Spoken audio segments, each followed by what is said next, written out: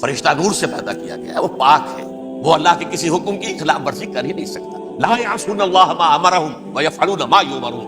وہ جو بھی اللہ تعالیٰ حکم دیتا ہے اس کی کوئی معصیت یا نافرمانی نہیں کرتے، بلکہ جو حکم لیا جاتا ہے مان لیتے. ذرا سا اشکال ہوا تھا، پوچھ لیا، جواب مل گیا، خاموش ہو گئے بس.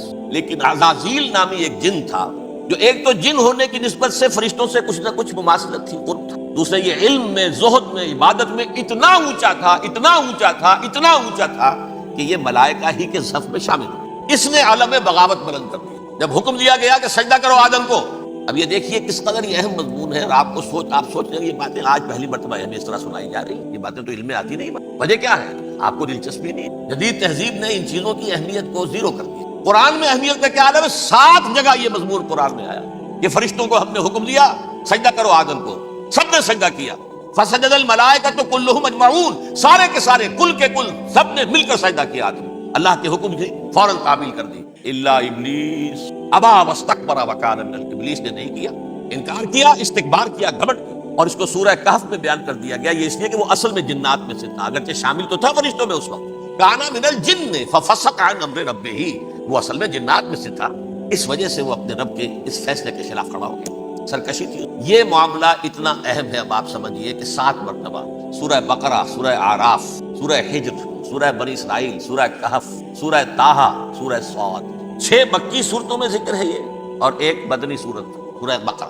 ان میں سے اکثر مقامات پر پھر جب اللہ نے کہا کہ اچھا تم نے یہ سرکشی کی ہے اور ہمارے حکم کی خلاف ورزی کی ہے تو یہاں سے نکل جاؤ، دفع ہو جاؤ، تم مردود ملعون، ان علیک لعنتی الی یوم الدین، اب تجھ پر لعنت رہے گی میری قیامت کے دن.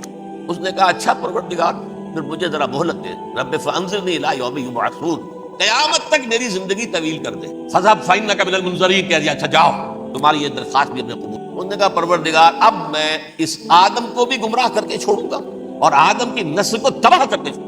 انتہائی شدید چیلنج کے انداز میں یہ قرآن مجید میں 4-5 مرتبہ میں نے صرف 2 جگہ سے آپ کو اس وقت کوٹ کر کے سنایا تھا. سورہ اعراف میں اللہ تعالیٰ فرماتے ہیں قال، اس پر ابلیس نے کہا فبما اغویتنی، تو اے رب جو تو نے مجھے گمراہ کیا ہے، مجھے دلیل کر دیا، مجھ پر فوقیت دے دی، اس کو انا خیر منہ، میں اس سے بہتر ہوں. خلقتنی من نار وخلقتہ من طین، بنایا تو نے مجھے آگ سے اور اس کو بنایا مٹی سے. پھر مجھ سے مطالبہ کہ میں سجدہ کروں اور میں نے سجدہ نہیں کیا تو اب تو نے مجھے ملعون قرار دے دیا. قال فبما اغویتنی لاقعدن لهم صراطک المستقیم، اب میں یہ نسل آدم کے لیے، اس کو برباد کرنے کے لیے تیری سیدھی راہ کے اوپر دھات میں بیٹھوں گا، سیدھے راستے پر چلنے نہیں دوں گا. ثم لآتینہم من بین ایدیہم، پھر میں ان پر حملہ آور ہوں گا، ان کے سامنے سے بھی، ومن خلفہم، ان کے پیچھے سے بھی، وعن ایمانہم، ان کے داہنی جانب سے بھی، وعن شمائلہم، اور ان کے بائیں جانب سے بھی، ولا تجد اکثرہم شاکرین، اور تو دیکھے گا کہ ان کی اکثریت تیری شکر گزار بندوں پر مشتمل نہیں. یہ چیلنج، اور ایک چھوٹا سا چیلنج جو سورہ صاد میں آیا ہے، اور یہاں تو اس نے اللہ کے جلال کی قسم کھا کر کہا قال فبعزتک لأغوینہم اجمعین، اے رب تیری عزت، تیرے جلال کی قسم ہے میں ان سب کو گمراہ کر کے چھوڑوں گا. الا عبادک منہم المخلصین، سوائے ان میں سے وہ کچھ لوگ جنہیں تو خالص اپنا بندہ بنا لے، جنہیں تو اپنا بندہ بنا لے. مخلص نہیں، مخلص یہ مفعول ہے، فاعل نہیں ہے، جسے تو بنا لے. بعض لوگوں کو اللہ چن لیتا ہے، وہ اجتباکم، تمہیں چن لیا ہے. اجتباء، بس وہ بچیں گے جن کو تو اپنی خاص امان میں لے لے گا، باقی میں سب کو گمراہ کر کے چھوڑوں. یہ ہے اصل دنیا میں نوع انسانی کا ابدی دشمن، ازلی سے ابدی تک. اور اس میں نوٹ کیجئے کہ اس کی اصل بنیاد کیا ہوئی؟ 2 لفظ، تکبر اور حسد. استکبر، تکبر، انا خیر منہ، میں اس سے بہتر ہوں. یہ ساری بس کی گانٹھ یہی ہے، سب سے بڑی گمراہی کی وجہ یہی ہے. اسی لیے کہا ہے حدیث میں لن يدخل الجنہ من کان فی قلبہ مثقال حبۃ من کبر، جنت میں ہرگز وہ شخص کبھی بھی داخل نہیں ہو سکے گا جس کے دل میں رائے کے دانے کے برابر بھی کبر ہے. تکبر سب سے بڑا. الکبر ردائی، اللہ فرماتا ہے یہ تکبر، یہ تو میری چادر ہے. کوئی شخص تکبر کرتا ہے تو کوئی میری چادر گھسیٹ رہا ہے میرے قدم. عرب میں کسی شخص کی توہین کرنی ہوتی تھی تو اس کی چادر گھسیٹ ننگا کر دیا تو یہ میری ردائی ہے. الکبر ردائی، یہ میری چادر ہے، یہ جامہ مجھے زیب دیتا ہے، مجھ پر راستہ. اور حسد، آدم کو جو برتری عطا ہو گئی اس حسد کی آگ میں، اور اس کا انتقام لینا چاہتا ہے. آدم کو بھی گمراہ کیا، جنت سے نکلوایا. ایسے نکلنا تو انہیں تھا ہی مشیت اذن میں، لیکن فوری طور پر اللہ کے حکم کی خلاف ورزی تو کروائی نا. فعصى آدم ربہ فغوى، آدم نے اپنے رب کے حکم کی نافرمانی کی، گمراہ ہوا عارضی طور پر. یہ دوسری بات ہے، توبہ کر لی، اللہ نے توبہ قبول فرما لی، معاف کر. کوئی مستقل جو ہے وہ نسل انسانی پر اس گناہ کا اثر متوارث طور پر نہیں آ رہا، ختم ہو چکا معاملہ، ہوا تھا ہو گیا. فتلقى آدم من ربه کلمات فتاب علیہ انہ هو التواب الرحیم۔ اور توبہ کی شان یہ ہے جب وہ قبول ہو جائے اللہ کی جناب میں، یا التائب من الذنب کمن لا ذنب له، گناہ سے توبہ کرنے والا ایسے ہوتا ہے جیسے اس نے کبھی گناہ کیا ہی نہیں، لیکن 12 کو گمراہ کرنے میں کامیاب ہو گیا، حضرت آدم اور حوا کو بھی، اور نوع انسانی کی عظیم اکثریت، عظیم اکثریت، عظیم اکثریت اس کے داؤ میں آئی ہوئی ہے نہیں۔ کتنے ہیں وہ عباد اللہ المخلصین، الا عبادک منہم المخلصین، جو واقعتاً خالصتاً اللہ کے بندے، جنہیں اللہ نے اپنا بنا لیا، اپنا قرار دے دیا۔ اب اس کے ساتھ نوٹ کیجئے، اس ابلیس کے ساتھ ایک فوج بھی ہے جسے قرآن مجید میں کہا گیا ہے یہ اس کی پارٹی ہے، حزب الشیطان، یہ اکیلا نہیں ہے۔ ایک تو وہ عزازیل ہے، اس کی طویل ترین عمر اللہ نے دے دی، وہ تو قیامت تک رہے گا۔ باقی بھی جنات جو ہیں ان کی نسل میں سے، اس کی نوع میں سے، اس کی نسل میں سے، جنات کی عمریں انسانوں کی عمروں سے زیادہ ہیں، بہت زیادہ ہیں، لیکن پھر بھی اتنی نہیں ہے۔ یہ خاص ہے اس کا معاملہ کہ اس نے کہا تھا رب انظرنی الی یوم یبعثون، مجھے دے دے مہلت اس وقت تک تاکہ میں ثابت کر کے دکھا دوں کہ جسے تو نے یہ خلافت دیا یہ اس کا اہل نہیں ہے۔ Let me prove this point ولا تجد اکثرہم شاکرین، تو ان کی اکثریت کو شکر گزار نہیں پائے گا۔ وہ ابلیس جو ہے وہ ریکروٹ کرتا ہے اپنے فوجی، اول تو خود جنات جو اس کے نمبر 1 لشکر، قرآن مجید میں اس کا اشارہ دیا گیا ہے انہو یراکم ہوا وقبیلہ من حیث لا ترونہم۔ دیکھو لوگو، اے انسانوں، وہ ابلیس لعین عزازیل اور جو اس کے قبیلے کے لوگ ہیں، جنات ہیں، وہ تمہیں وہاں سے دیکھتے ہیں اور تاکتے ہیں اور حملہ کرتے ہیں جہاں سے تم انہیں نہیں دیکھتے۔ وہ غیر مرئی ہیں، انویزیبل ہیں، تمہیں نظر نہیں آتے۔ ویزیبل دشمن کا وار تو روک لو گے، انویزیبل کا کیسے روکو گے؟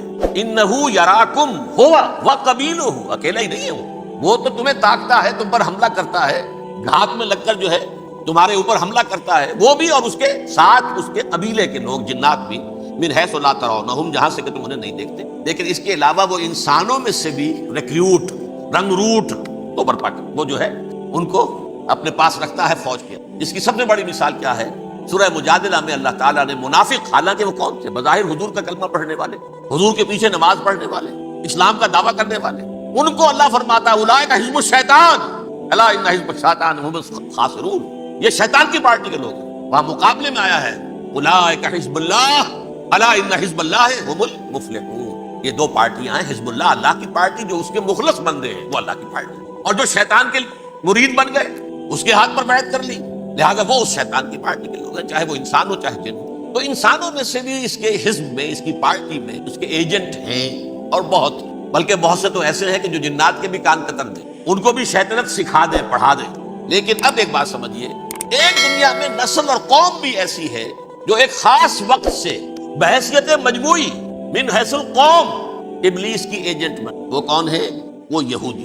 یہ یہودی قوم جو ہے، اس میں ایک تو کچھ یہ کہ ان کی فطرت کے اندر یہ تھا کہ ہم ہیں اصل انسان، باقی انسان جو ہے وہ انسان نما حیوان ہے، ان کی کوئی حیثیت نہیں، ہم ہیں اصل انسان، نحن ابناء اللہ و احباؤہ۔ یہ جینٹائلز، یہ گوئمز، غیر یہودی، یہ تو حیوانات ہیں۔ اب جیسے کہ انسانوں کو حق ہے کہ حیوانوں کو ایکسپلائٹ کریں، استعمال کریں، گھوڑے کو آپ ٹانگے میں باندھتے ہیں کہ نہیں، اس کی پسینے کی اور محنت کی کمائی ہے جو کھاتا ہے ٹانگا چلانے والا۔ البتہ یہ ضرور ہے کہ چونکہ اگلے روز پھر جوتنا ہے تو کچھ نہ کچھ تو اسے بھی کھلائے گا نا، اپنی کمائی میں سے کچھ دانے کھلائے گا، کچھ اور گھاس دے گا، یا بیل کو جوتنا ہے ہل میں، کچھ نہ کچھ اس کو دینا ہوگا کھانے کو، لیکن پھر اسے استعمال کرنا۔ تو ان کا مستقل قول یہ ہے کہ اصل انسان ہم ہیں، باقی پوری نوع انسانی ہمارے لیے حیوانوں کے درجے میں، ہم چاہیں جس طرح انہیں استعمال کریں، ایکسپلائٹ کریں، دھوکہ دیں، جیسے چاہیں، لوٹیں کھسوٹیں، سب کچھ کریں، بدہضی کریں، ان سے سود لیں، سب کریں، جو بھی ممکن طریقہ ہو، یہ ہمارے لیے ہم ڈومینیٹ کریں گے، اور یہ در حقیقت ہمارے اعلی کار ہے۔ ایک تو اس اعتبار سے یہود بقیہ پوری نوع انسانی کے دشمن بن گئے۔ قرآن مجید کی وہ آیت بھی میں نے آپ کو سنائی ہے، وَقَالُوا لَيْسَ عَلَيْنَا فِي الْأُمِّيِّينَ سَبِيلٌ، یہ امیین کہتے تھے نا ان کو، جو غیر یہودی ہیں، کیونکہ ان کے پاس کتاب تھی، تورات تھی، اور کتاب نہیں تھی کسی کے پاس، لہذا یہ صحیح ان پڑھ ہے، پاگل ہے، جاہل ہے، امی ہے، ہم ہے صاحب کتاب، ہمارے پاس شریعت، ہمارے پاس کتاب، یہ لوگ ان پڑھ ہیں، جاہل۔ لَيْسَ عَلَيْنَا فِي الْأُمِّيِّينَ سَبِيلٌ، ان امیین کو ہم لوٹیں کھسوٹیں، دھوکہ دیں، فریب سے جو کریں، چوری کریں، ڈاکہ ڈالیں، جیب کے قطرے، جس طرح بھی کریں ہمارے لیے جائز ہے، ہمارے اوپر کوئی گرفت نہیں ہوگی۔ اللہ تعالیٰ ہم سے یہ نہیں پوچھے گا تم نے جھوٹ کیوں بولا تھا اس کے ساتھ، تم نے وعدہ خلافی کیوں کی تھی اس کے ساتھ، تم نے کیوں دھوکہ دیا تھا اس کو، تم نے کیوں اس کا مال جو ہے غبن کر لیا تھا، ہڑپ کر لیا، نہیں، ہم پر پوچھ۔ اس اعتبار سے ایک تو یہ انسانیت کی دشمنی ان کی گھٹی میں پڑ گئی، اس غلط خیال کی وجہ سے۔ ہم تو بخشے بخشائے ہیں، we are the chosen people of the Lord, ہمیں تو اللہ اگر جہنم میں داخل بھی کرے گا تو صرف چند دن، لن تمسنا النار الا ایام معدودات، باقی اصل میں تو ہم تو اللہ کے پسندیدہ، نحن ابناء اللہ و احباؤہ، اس کے بیٹوں کے مانند بڑے چہیتے ہیں، لاڈلے ہیں، یہ باقی دنیا، باقی انسان ہماری چراغ گاہ ہے، جیسے چاہے چرے، جس طرح چاہے ہڑپ کر جائے۔ یہ تو ان کا پہلے سے مستقل معاملہ تھا، لیکن اس کے بعد ان کی تاریخ میں ایک دور وہ آیا جب حضرت مسیح علیہ السلام ان میں مبعوث کی۔ یہ 1400 سالہ تاریخ کا کلائمیکس ہے یہود کی۔ جب کتاب انہیں دی گئی تھی تورات حضرت موسیٰ کے ذریعے، وہ 1400 قبل مسیح کا واقعہ۔ اس وقت سے لے کر اللہ کا وہ فضل ان پر ہوا، وہ فضل ان پر ہوا کہ کوئی ایک لمحہ ایسا نہیں آیا 1400 برس میں کہ ان کے ہاں کوئی نہ کوئی نبی موجود۔ یہ تار ٹوٹا ہی نہیں، 2 سے شروع ہوا، موسیٰ ہارون علیہ السلام، اور 1400 برس کے بعد پھر آخری 2 ہے، عیسیٰ اور یحییٰ علیہ السلام، یوں سمجھ لیجئے، اور اس کے درمیان یہ تار ہے، اور اس تار میں کوئی ایک لمحہ ایسا نہیں آیا کہ کوئی نبی موجود۔ اس میں اتار چڑھاؤ بہت سے آئے ہیں، اس کا وہ میرا موضوع نہیں ہے اس وقت۔ قبل مسیح کی تاریخ جو ہے وہ میرا موضوع نہیں ہے۔ قرآن مجید میں سورہ بنی اسرائیل کے پہلے رکوع میں اس کا تذکرہ موجود ہے۔ وَقَضَيْنَا إِلَىٰ بَنِي إِسْرَائِيلَ فِي الْكِتَابِ لَتُفْسِدُنَّ فِي الْأَرْضِ مَرَّتَيْنِ وَلَتَعْلُنَّ عُلُوًّا كَبِيرًا۔ 2 مرتبہ ان پر عذاب کے کوڑے برسے، پہلے اشوریوں کے ذریعے سے جو شامی تھے، سیرینز اشوری کہلاتے، پھر بابلیوں کے ذریعے سے یعنی عراقیوں کے ذریعے سے، بیبیلونیا نام تھا عراق کا پہلے، ان پر بہت بڑی بڑی تباہیاں آئیں، اللہ تعالیٰ کی طرف سے عذاب آئے۔ اس کے بعد پھر دوسرے دور میں دوسرا اقتدار کا دور آیا، خربستیاں بڑھ گئیں، تو پہلے گریکس کے ذریعے سے، یونانیوں کے ذریعے سے، اور پھر رومیوں کے ذریعے سے پسوایا گیا۔ یہ دور گزر چکے تھے ان پر، 2 عروج کے دور اور 2 زوال کے دور۔ میری چھوٹی سی کتاب ہے تنظیم اسلامی کا تاریخی پس منظر، شاید 6-7 روپے کی، اس کو آپ دیکھیں گے تو اس میں اس کا پورا نقشہ آپ کو۔ ویسے تو یہ کہ میری جو ذرا بڑی کتاب ہے سابقہ اور موجودہ مسلمان امتوں کا ماضی، حال اور مستقبل، اس میں میں نے ان معاملات کو بڑی تفصیل سے بہرحال یہ جو دور تھا ان کا 1400 سالہ، وہ اونچ نیچ سے ہوتا ہوا جب آیا ہے حضرت مسیح کی بعثت پر، تو ان کی شرارت کی انتہا یہ ہو گئی کہ اللہ تعالیٰ نے مسیح کو رسول بنا کر بھیجا، رسولاً الی بنی اسرائیل۔ حضرت موسیٰ اور حضرت عیسیٰ کے درمیان رسول کوئی نہیں ہے، سب نبی ہیں۔ حضرت موسیٰ رسول تھے اور حضرت عیسیٰ رسول، درمیان میں داؤد ہو، سلیمان ہو، یشعیاء ہو، زکریا ہو، یہ سب نبی ہیں، یحییٰ نبی ہے، رسول نہیں ہے، لہذا وہ شہید کر دیے گئے۔ رسول شہید نہیں ہو سکتا، قتل نہیں۔ لیکن عیسیٰ اور موسیٰ کے درمیان 1400 برس ان کے جو ہیں، اس کا کلائمیکس ہے حضرت مسیح علیہ السلام کی بعثت، اور حضرت مسیح علیہ السلام کو جسے اللہ نے اپنی روح قرار دیا، روح منہ، کلمتہ القاہا الی مریم، اللہ کا کلمہ، عظیم ترین معجزات۔ انہوں نے کیا کہا؟ یہ ولد الزنا ہے، حرام زادہ ہے، معاذ اللہ، نقل کفر نباشا، یہ جادوگر ہے، یہ مرتد ہے، یہ واجب القتل۔ اصل حکومت اس وقت رومیوں کی تھی حکومت، لیکن انہوں نے انہیں آٹونومی دے رکھی تھی، اپنے مذہبی معاملات تم خود طے کر سکتے۔ تو قائفاس جو اس وقت کا ان کا ہیڈ ربائی تھا سب سے بڑا، اس کی عدالت نے فیصلہ کیا مسیح کو سولی چڑھا دیا جائے۔ پائلیٹس پونٹس اس کے پاس ان کی ارزداشت پہنچ گئی، یہ ہمارا مجرم ہے مذہبی، یہ مرتد ہے، یہ کافر ہے، یہ جادوگر ہے، یہ واجب القتل ہے، اسے قتل کر سولی چڑھا دو۔ خیر وہ لمبی بات ہو جائے گی، اس نے تو اپنے ہاتھ دھوئے کہ صاحب ہمارے پاس کوئی جرم نہیں ہے اس کے خلاف، تم کہتے تو ٹھیک ہے سولی چڑھا دیتے۔ یہ دوسری بات ہے کہ اللہ نے حضرت مسیح کو اٹھا لیا آسمان پر، ان کی جگہ وہ شخص سولی چڑھا جس نے غداری کر کے گرفتار کروایا تھا، جوڈاس اسکریوٹ، اس کی شکل اللہ نے بدل دی حضرت مسیح کی سی، اور حضرت مسیح کو فرشتے اٹھا کے اوپر لے گئے، وہ زندہ آسمان پر اٹھا لیا۔ اور یہ ساری تفاصیل نہ قرآن میں ہے نہ حدیث میں، یہ انجیل میں ہے، لیکن انجیل کون سی؟ برناباس کی، gospel of the Lord according to Saint برناباس۔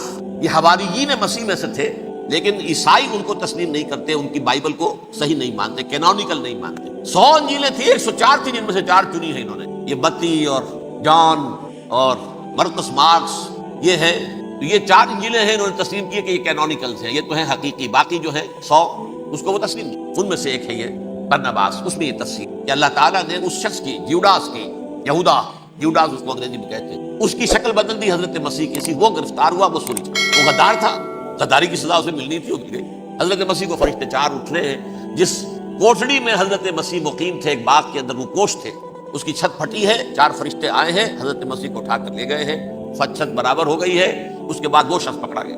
بہرحال حضرت مسیح کو اللہ نے اٹھا لیا، لیکن وہ دن ہے کہ اس قوم کو اب مغضوب علیہم قرار دے دیا۔ نوٹ کر لیجیے، اصل میں تو ہونا یہ چاہیے تھا کہ رسول کی جان کے در پہ جب کوئی امت ہو جاتی تھی تو اللہ کا قاعدہ یہ تھا کہ اس امت کو نسیہ منسیہ کر دیا جائے۔ حضرت نوح کی قوم کو ختم کیا یا نہیں؟ حضرت ہود کی نگاہوں کے سامنے قوم عاد برباد کی گئی یا نہیں؟ حضرت صالح کی نگاہوں کے سامنے قوم سمود برباد ہوئی، یہ اللہ کا قاعدہ رہا۔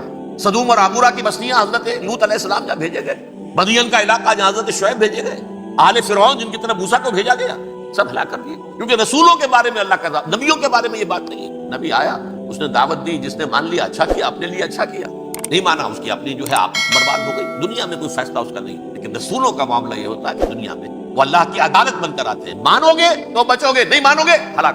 اس اعتبار سے وہ مستحق تو ہو چکے تھے اس کے کہ انہیں ہلاک کر دیا جائے۔ اب اللہ کی کوئی خصوصی مشیت ہے، اس میں کیا حکمت ہے وہ ہے ایک حکمت، میں بعد میں اگر وقت ہوا تو بتاؤں گا۔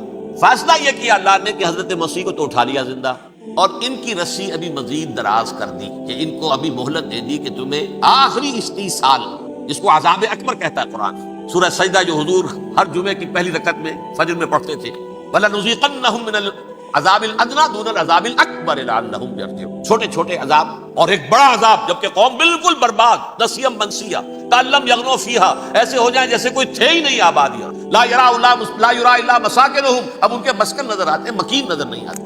یہ عذاب اکبر جو ہے وہ ان پر نہیں آیا، حالانکہ وہ مستحق ہو گئے تھے اسی وقت۔ اس کو یوں سمجھیے کہ کسی شخص کو پھانسی کا حکم تو ہو جائے، ایگزیکیوشن نہیں ہوتا ہے، کئی سال گزر جاتے ہیں پڑے ہوئے، اور معاملات جو ہیں وہ چلتے رہتے ہیں۔ یہ معاملہ ہوا اس کے ساتھ، ورنہ یہ مستحق ہو چکے تھے آخری بربادی تباہی کے، عذاب استیصال، جڑ سے کاٹ دینے والا عذاب، وہ آ سکتا تھا ان پر اسی وقت، لیکن اللہ نے ان کو مہلت دراز کی۔ لیکن اس کے بعد اللہ نے ان کو ایک اور موقع دیا، 600 برس بعد حضرت مسیح کے محمد الرسول اللہ صلی اللہ علیہ وسلم کی بے، اور یہ میں سمجھتا ہوں کہ اس قوم پر اللہ کا اتنا بڑا فضل، اتنا بڑا فضل، اتنا بڑا فضل۔ اب پھر ایک موقع دیا، عسیٰ ربکم ان یرحمکم وان عدتم عدنا، دیکھو اب بھی تمہیں ہم ایک موقع دے رہے ہیں، تمہارا رب تمہارے اوپر اب بھی فضل کرنے کو تیار ہے، رحم فرمانے کو تیار ہے۔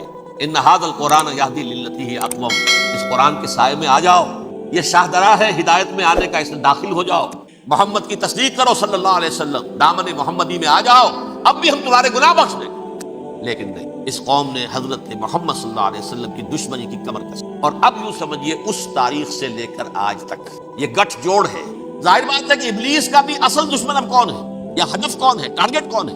جنہوں نے محمد کو نہیں مانا صلی اللہ، وہ تو ہے ہی جہنمی، ان پر کوئی اور محنت کرنے کی ضرورت کیا ہے؟ سمجھ رہے میری بات؟ حضور کی بعثت کے بعد جنہیں حضور کو رد کر دیا، ان پر ایمان نہیں لائے، وہ کون ہے؟ کافر، وہ جہنمی ہے ہی ہے، لہذا اس کے اوپر کوئی محنت صرف کرنے کی ابلیس کو ضرورت نہیں۔ اس کا اصل ٹارگٹ امت محمد ہے صلی اللہ علیہ وسلم، وہ ساری نوع انسانی کی دشمنی اب آ کر مرکوز ہو گئی ہے امت محمد صلی اللہ علیہ وسلم کی۔ اور اسی طرح یہود کا معاملہ، اگرچہ ویسے پوری نوع انسانی کے دشمن ہیں، انہیں حیوان سمجھتے ہیں، ان کی جان مال اپنے لیے مباح سمجھتے ہیں، جس طرح چاہے لوٹے کھسوٹے کھائیں پیئے انہیں، لیکن اب ان کی بھی دشمنی کا سب سے بڑا مرکز امت محمد۔ کیوں؟ وہی تکبر اور حسد، وہی بیماری۔ انہیں تکبر یہ ہو گیا تھا کہ 2000 سال سے یہ نبوت ہماری میراث، ہماری جاگیر، بنو اسرائیل کے اندر سینکڑوں نبی آئے، 3 کتابیں اللہ نے ہمیں عطا کی، یہ کہاں سے آ گیا محمد صلی اللہ علیہ وسلم؟ معاذ اللہ، یہ امیین میں سے، یہ جنٹائلز میں سے، یہ گوئلز میں سے، یہ حقیر ان پڑھ، کہاں ہم کہاں یہ نہیں تسلیم کریں۔ حالانکہ قرآن کہتا ہے یعرفونہ کما یعرفون ابناءہم، ان کے علماء ایسے پہچانتے تھے حضور کو جیسے اپنے بیٹوں کو پہچانتے ہیں کہ یہ آخری نبی، لیکن تکبر اور حسد کی آگ میں جلتے۔ اب ان کے بھی دشمنی کس سے ہے؟ محمد اور امت محمد صلی اللہ علیہ وسلم، یہ گٹھ جوڑ ہے۔ اب دیکھیے یہ ہے میری گفتگو کا اب تک کی گفتگو کا حاصل، یہ گٹھ جوڑ، ایک غیر مرئی دنیا، انویزیبل دنیا کا ابلیس لعین اور جنات میں سے اس کے لشکری فوج، انسانوں میں سے ویسے تو اور بھی بہت جگہ اس کے ایجنٹ ہے، مسلمانوں میں بھی ہے، لیکن بحیثیت قوم، بحیثیت مجموعی، ایک پوری قوم، ایک پوری نسل جو ہے اس کے ساتھ گٹھ جوڑ ہے۔ ان دونوں کی گٹھ جوڑی کے ساتھ یہ دشمن دون ہیں انسانیت کے، پہلا دشمن ابلیس لعین، عزازیل لعین، اور دوسرے دشمن یہود ملعون۔ اب میں آپ کو ذرا اس جو انسانوں میں سے انسان دشمنی کا جن کا سب سے بڑا رول ہے، میں ان کی 2000 سالہ تاریخ کا آپ کے سامنے نقشہ رکھنا، ان 1400 سال کا تو میں نے صرف 4 آپ کو پوائنٹس بتائے۔ موسیٰ سے عیسیٰ تک 1400 برس علیہم الصلوۃ والسلام، 2 مرتبہ عروج، 2 مرتبہ زوال، اشیریوں کے ہاتھوں پٹوائی، بابلیوں کے ہاتھوں پٹانا، گریکس کے ہاتھوں مرمت، رومنس کے ہاتھوں، یہ جو 2000 سال ہیں، کیونکہ اب تو ظاہر بات ہے 21ویں صدی شروع ہو گئی، 20 صدیاں حضرت مسیح کو پوری ہو گئی۔ پہلی بات نوٹ کیجئے، حضرت مسیح کی پیدائش ہے سن 1 قبل مسیح، یہ نکتہ آپ نے کبھی سنا ہے یا نہیں؟ جب ملینیم کا سلسلہ شروع ہوا تھا پچھلے سال تو میں نے بیان کر دیا تھا کہ ایک عجیب حساب کے اندر انہوں نے غلطی کی ہوئی۔ حضرت مسیح کی پیدائش ہوئی 25 دسمبر کو، سن انہوں نے شروع کر دیا تو اس کے بعد جنوری آئی تو پہلا سال شروع ہو گیا۔ اگر جنوری سے پہلا سال شروع ہوا تو یہ 6 دن جو ہے تو اس کے پچھلے سال میں تھے، لہٰذا کہا جائے گا کہ Jesus Christ was born 1 year before Christ BC، تو 1 قبل مسیح میں حضرت مسیح کی پیدائش ہوئی۔ یہ آخری اسرائیلی نبی اور رسول۔ یہودی علماء کی مخالفت، دشمنی، سولی پر چڑھوا دینا میں بیان کر چکا ہوں۔ سن 33 عیسوی میں جبکہ حضرت مسیح کی عمر 33 برس تھی، اللہ تعالیٰ نے انہیں زندہ آسمان پر اٹھایا، لیکن یہودیوں نے اپنے خیال کے مطابق انہیں سولی پر چڑھوا دیا، ان کی موت واقع۔ اگرچہ اس کے بعد یہ اختلاف ہے ان میں، یہودی کہتے ہیں وہ سولی پر چڑھ گیا، ختم ہوا، مر گیا، عیسائی کہتے ہیں نہیں، انتقال ہوا ہے مسیح کا صلیب پر، لیکن پھر وہ دوبارہ زندہ ہو گئے ہیں۔ ان کی لاش ایک غار میں رکھ دی گئی تھی، وہاں ریزریکشن ہو گیا، ان کا وہاں سے بعد الموت وہی ہو گیا، اور پھر انہیں اللہ نے زندہ آسمان پر اٹھایا۔ تو ہمارے اور عیسائیوں کے درمیان نوٹ کر لیجئے، یہ چیز مشترک ہے کہ حضرت مسیح آسمان پر زندہ اٹھائے گئے۔ فرق کیا ہے؟ وہ سمجھتے ہیں کہ سولی دیے گئے، سولی پر مرے، پھر زندہ ہوئے، پھر گئے۔ ہم سمجھتے ہیں کہ نہیں، وما صلبوہ وما قتلوہ، انہوں نے نہ صلیب دے سکے انہیں اور نہ انہیں قتل کر سکے، بل رفعہ اللہ الیہ، اللہ نے اٹھا لیا۔ پھر ہمارا اور یہ اس کا عیسائیوں کا ایک اور اتفاق ہے، سیکنڈ کمنگ آف جیسس، حضرت مسیح دوبارہ آئیں گے، یہ عیسائیوں کا بھی عقیدہ ہے اور ہمارا بھی۔ بہرحال تو جیسا کہ میں نے عرض کیا کہ اس وقت یہ عذاب استیصال، عذاب اکبر کے مستحق ہو چکے تھے، لیکن اللہ نے ان کی مدت دراز کی، لیکن ان پر دنیاوی عذاب کا ایک کوڑا جو ہے اللہ تعالیٰ کی طرف سے اسی وقت برسا۔ دنیاوی عذاب دنیا میں رہتے ہوئے ختم نہیں کیا۔ 37 برس بعد حضرت مسیح کے رفع سماوی کے 37 برس بعد سن 70 میں یہودیوں نے بغاوت کی رومیوں کے خلاف۔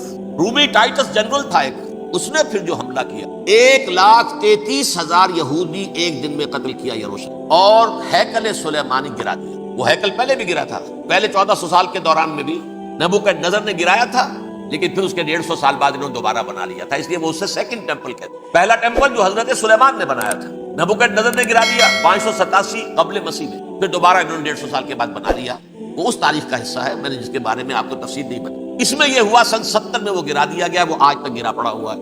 نمبر 2، یہ کہہ دیا گیا کہ یہودیوں اس ارض فلسطین سے نکل جاؤ، تم یہاں نہیں رہ سکتے اب۔ لہذا جس کا جہاں سینگ سمایا چلا گیا، یورپ میں چلے گئے، ایشیا میں آ گئے، عرب میں آ گئے، یہ 3 قبیلے جو رات بھی میں نے عرض کیا تھا، بنو قینقاع، بنو نذیر اور بنو قریظہ، یہ وہاں سے آ کے مدینے میں آباد ہو گئے، جس کا جہاں سینگ سمایا، افریقہ میں، ہندوستان میں، جہاں چلے گئے۔ ڈایاسپورا اسے کہتے ہیں، وہ آپ نوٹ کر لیجیے، ڈایاسپورا ہمارا دور انتشار، جبکہ ہمیں ہماری اصل سرزمین تو فلسطین ہے، حضرت ابراہیم کا مسکن، حضرت اسحاق، حضرت یعقوب کا مسکن فلسطین، یہ ہے ہماری اصل جاگیر، یہ تو ہماری جدی پشتی جاگیر ہے، لیکن یہاں سے نکال دیے گئے سن 70 عیسوی میں، اور وہاں سے لے کے 1917 تک ان کا ڈایاسپورا جاری رہا، یہ دور انتشار۔ اس دور انتشار کے اب چند حصے ہیں جس کو میں چاہتا ہوں کہ آپ علیحدہ علیحدہ سمجھیں۔ دور انتشار کا جو پہلا جو ہے تقریباً 300 برس، رومی حکمران تھے، وہ یہودیوں کے بھی دشمن تھے اور عیسائیوں کے بھی دشمن، عیسائی اور یہودی ایک دوسرے کے بھی دشمن تھے، لیکن رومی سمجھتے تھے کہ یہ ایک ہی تھیلی کے چٹے بٹے ہیں۔ رومیوں کے نزدیک عیسائی بھی یہودیوں ہی کا ایک فرقہ تھے، کوئی علیحدہ مذہب تو تھا ہی نہیں، لہذا رومی جو ہیں رومنز، وہ ان دونوں کو ستاتے تھے، مارتے تھے، اور یہ آپس میں لڑتے تھے، یہودی عیسائیوں کو مارتے تھے، عیسائی یہودیوں کو مارتے تھے۔ یہ ہے 300 برس تک کی۔ سن 300 عیسوی میں کیا ہوا؟ ایک معجزہ ہو گیا، بہت عظیم ایمپرر کانسٹینٹائن، قسطنطین اعظم، رومن ایمپررز میں سے بہت بڑا ایمپرر، وہ عیسائی ہو گئے۔ اب تو معاملہ بالکل تلپٹ ہو گیا، پوری سلطنت عیسائی ہو گئی۔ اب عیسائیوں کے عیش ہو گئے اور یہودیوں پہ مار پڑنی۔ اب عیسائیوں کا آپ خود سوچئے کہ جنہیں وہ خدا بنا بیٹھے ہیں، خدا کا بیٹا قرار دے رہے ہیں، ان کے قاتل کون؟ یہودی، بدماش۔ لہذا ان کی وہ پٹائی شروع ہوئی ہے یورپ میں، پوری رومن امپائر میں انہیں ذلیل کیا گیا، شہروں میں آمد بند، علیحدہ رہو، گھیٹوز کے اندر رہو۔ یہودی کا نام جو ہے وہ گالی بن گیا، جیسے آج بھی یہودی گالی کہتے ہیں، جیسے خنزیر کا لفظ، آخر وہ بھی اللہ کی مخلوق ہے، لیکن آپ کو معلوم ہے کوئی شخص زبان پر نام نہیں لانا چاہتا خنزیر کا، سور کا، ہے تو مخلوق، وہ بھی ایک حیوان ہے، ایسے ہی ہے یہودی گالی، جیوٹ۔ لہذا ایک طرف تو ان دونوں کے درمیان دشمنی، جس کو قرآن کہتا ہے وَأَغْرَيْنَا بَيْنَهُمُ الْعَدَاوَةَ وَالْبَغْضَاءَ، ہم نے ان کے مابین دشمنی جو ہے پیدا کر دی۔ اور جب یہ پوری سلطنت عیسائی ہو گئی تو قافیہ تنگ ہو گیا یہودیوں کا۔ اب آئیے 571 عیسوی، یعنی جب کہ ڈایاسپورا کو کتنا عرصہ ہو چکا تھا؟ 500 برس۔ سن 70 سے شروع ہوا نا ڈایاسپورا، جب ٹائٹس نے گرایا ہے ہیکل کو اور نکال باہر کیا انہیں فلسطین سے، بھاگ جاؤ، یہاں ایک یہودی بھی نہیں رہے گا، فلسطین سے نکال دیے۔ اس کے پورے 500 برس بعد سن 571 عیسوی میں حضور کی پیدائش ہوئی، ولادت باسعادت محمد الرسول اللہ صلی اللہ علیہ وسلم۔ 610 میں آپ پر وحی کا آغاز ہوا، لیکن حضور کے ساتھ ان کا معاملہ کیا رہا؟ اول تو جبکہ حضور ابھی مکے ہی میں تھے، یہودیوں نے ریشہ دوانیاں شروع کر دی حضور کے، قریش مکہ کو سکھاتے تھے، پڑھاتے تھے، ان سے یہ پوچھو، ان سے یہ پوچھو، انہیں اس طرح تنگ کرو، ان سے یہ امتحان لو، یہ آپ کے علم میں۔ سورہ بنی اسرائیل میں، سورہ کہف میں وہ سوالات، جو امتحانی سوالات آئے تھے، ذوالقرنین کون تھا، اصحاب کہف کون تھے، تم رسول بنے پھرتے ہو تو بتاؤ، اور یہ روح کی حقیقت کیا بتاؤ، یہ ساری ریشہ دوانیاں کر رہے تھے بیٹھے ہوئے، ابھی وہیں پر حضور ابھی پہنچے بھی نہیں۔ ہجرت فرما کر حضور تشریف لے آئے تو حضور نے، اسے ماسٹر سٹروک کہا جائے گا، یعنی اسٹیٹس مین شپ کا ماسٹر سٹروک، آپ نے مدینے میں آتے یہودیوں کے ساتھ پیکٹ کر دیا، جوائنٹ ڈیفنس پیکٹ آف مدینہ، کہ اگر مکے والے ہم پر حملہ کریں گے تو ہم مل جل کر ایک قوم کی حیثیت سے مقابلہ کریں گے۔ یہ میثاق مدینہ کہلاتا ہے، جس کے بہت غلط معنی پہنائے جا رہے ہیں آج کل۔ بہرحال میں موضوع میرا چونکہ یہ نہیں، میں ادھر نہیں جاؤں گا، لیکن ہوا کیا ہر مرتبہ یہ خیانت کے مرتکب ہوئے، ان نے جو عہد کیے تھے ان سے پھرے، اندر ہی اندر سازش ریشہ دوانی، حضور کی بدترین دشمنی۔ سورہ نساء کی آیت نمبر 12 میں 14 میں 13 میں فرمایا ہے لا تزال تطلع علی خائنۃ منہم، اے نبی ہمیشہ آپ کے علم میں ان کی طرف سے خیانتیں، بدیانتیاں آتی رہیں گی۔ اور بار بار وہ مسلسل جنگ کی آگ بھڑکاتے تھے، قریش کو دعوت دیتے آؤ آؤ آؤ ہم اندر سے بغاوت کر دیں گے، تم آؤ تو صحیح، ختم کریں محمد کو اور اہل ایمان کو صلی اللہ علیہ وسلم رضی اللہ تعالیٰ عنہ۔ لیکن پھر جب وہ آتے تھے تو یہ دبک جاتے تھے، بے ہمت نہیں، میدان کے مرد نہیں رہے تھے۔ یہ سورہ حشر میں ان کا نقشہ کھینچا گیا ہے، کھلے میدان میں مقابلے کی اس کے اندر صلاحیت ہی نہیں، یہ تو فصیلوں کے پیچھے سے، جیسے عورتیں کہیں دیہات میں لڑائی ہوتی ہے تو مرد جو ہے گلیوں میں لڑتے ہیں، عورتیں اوپر سے پتھر پھینکتی ہیں، بس وہ کام یہ کر سکتے تھے، من ورائے جدر، فصیلوں کے پیچھے سے، جنگ میں میدان میں نہیں آ سکتے۔ بہرحال قرآن مجید میں ہے یہ سورہ مائدہ کی آیت نمبر 64، کلما اوقدوا نارا للحرب اطفاها اللہ، اکثر و بیشتر مواقع پر تو یہ جب آگ بھڑکاتے تھے جنگ کی، اللہ اسے بجھا دیتا تھا۔ لیکن بہرحال اس کے باوجود جنگیں ہوئی، غزوہ بدر، غزوہ احد ہوئی کہ نہیں، یہ ساری اصل شرارت ہوئی، اور اس کے نتیجے میں حضور نے پھر ایک ایک کر کے 3 قبیلوں کو سزا دی۔ غزوہ بدر کے فوراً بعد بنو قینقاع نکالے گئے، غزوہ احد کے فوراً بعد بنو نذیر نکالے گئے، اور غزوہ احزاب کے بعد بنو قریظہ نکال دیے۔ یہ تو میں نے آپ کے سامنے رکھ دیا صرف حضور کے زمانے میں ان کا کیا رہا دشمن۔ رات بھی ہم نے وہ آیت پڑھی تھی لَتَجِدَنَّ أَشَدَّ النَّاسِ عَدَاوَةً لِلَّذِينَ آمَنُوا الْيَهُودُ وَالَّذِينَ أَشْرَكُوا، اہل ایمان کی دشمنی میں شدید ترین تم پاؤ گے یہودیوں کو اور مشرکین بھی بعد میں ہے، پہلے یہودی۔ حضور کے بعد کیا ہوا آپ یہ نوٹ کیجئے، یہ ان کی تاریخ کا دوسرا دور۔ حضرت عمر رضی اللہ تعالیٰ عنہ قائد خلافت ہے، بیت المقدس کا محاصرہ کیا گیا، فصیل بڑی اونچی، شہر اندر سے سیلف سفیشینٹ، حملے کا راستہ کوئی نہیں، محاصرہ طول کھینچ رہا ہے، لیکن ان کے پاس رسد بھی موجود ہے، پانی بھی موجود ہے، وہ دروازے بند کر کے بالآخر اللہ تعالیٰ کی مشیت کا ظہور کیسے ہوا؟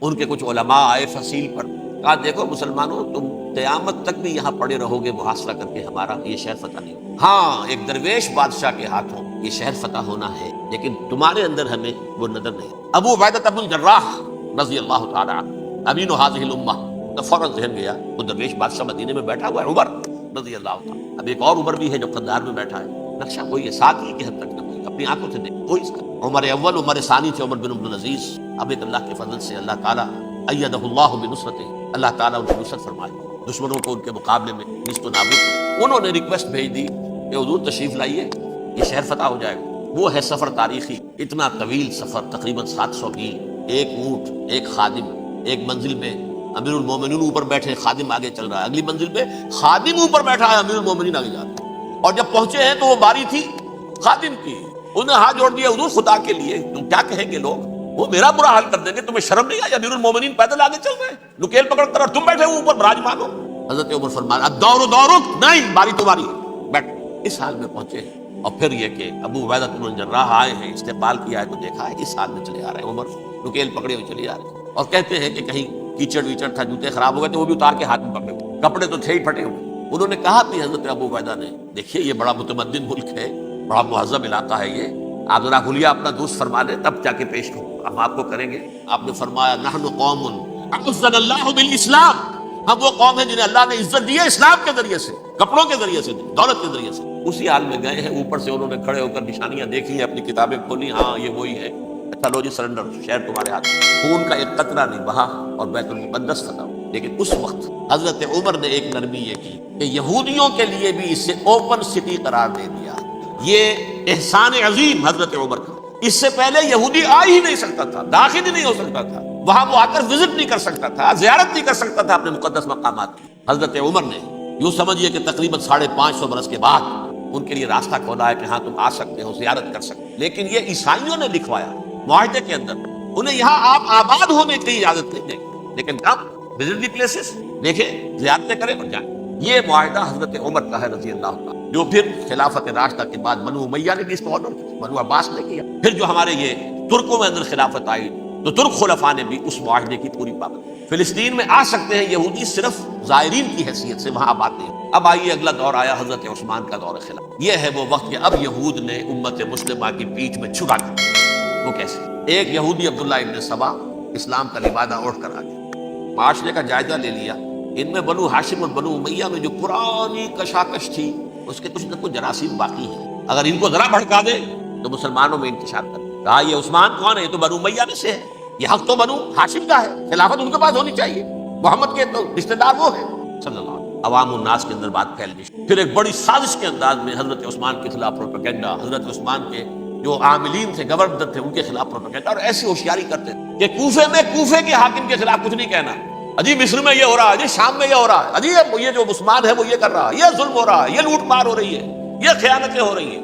اب نہ تو اس زمانے میں مینز آف کمیونیکیشن، کیسے تصدیق کریں؟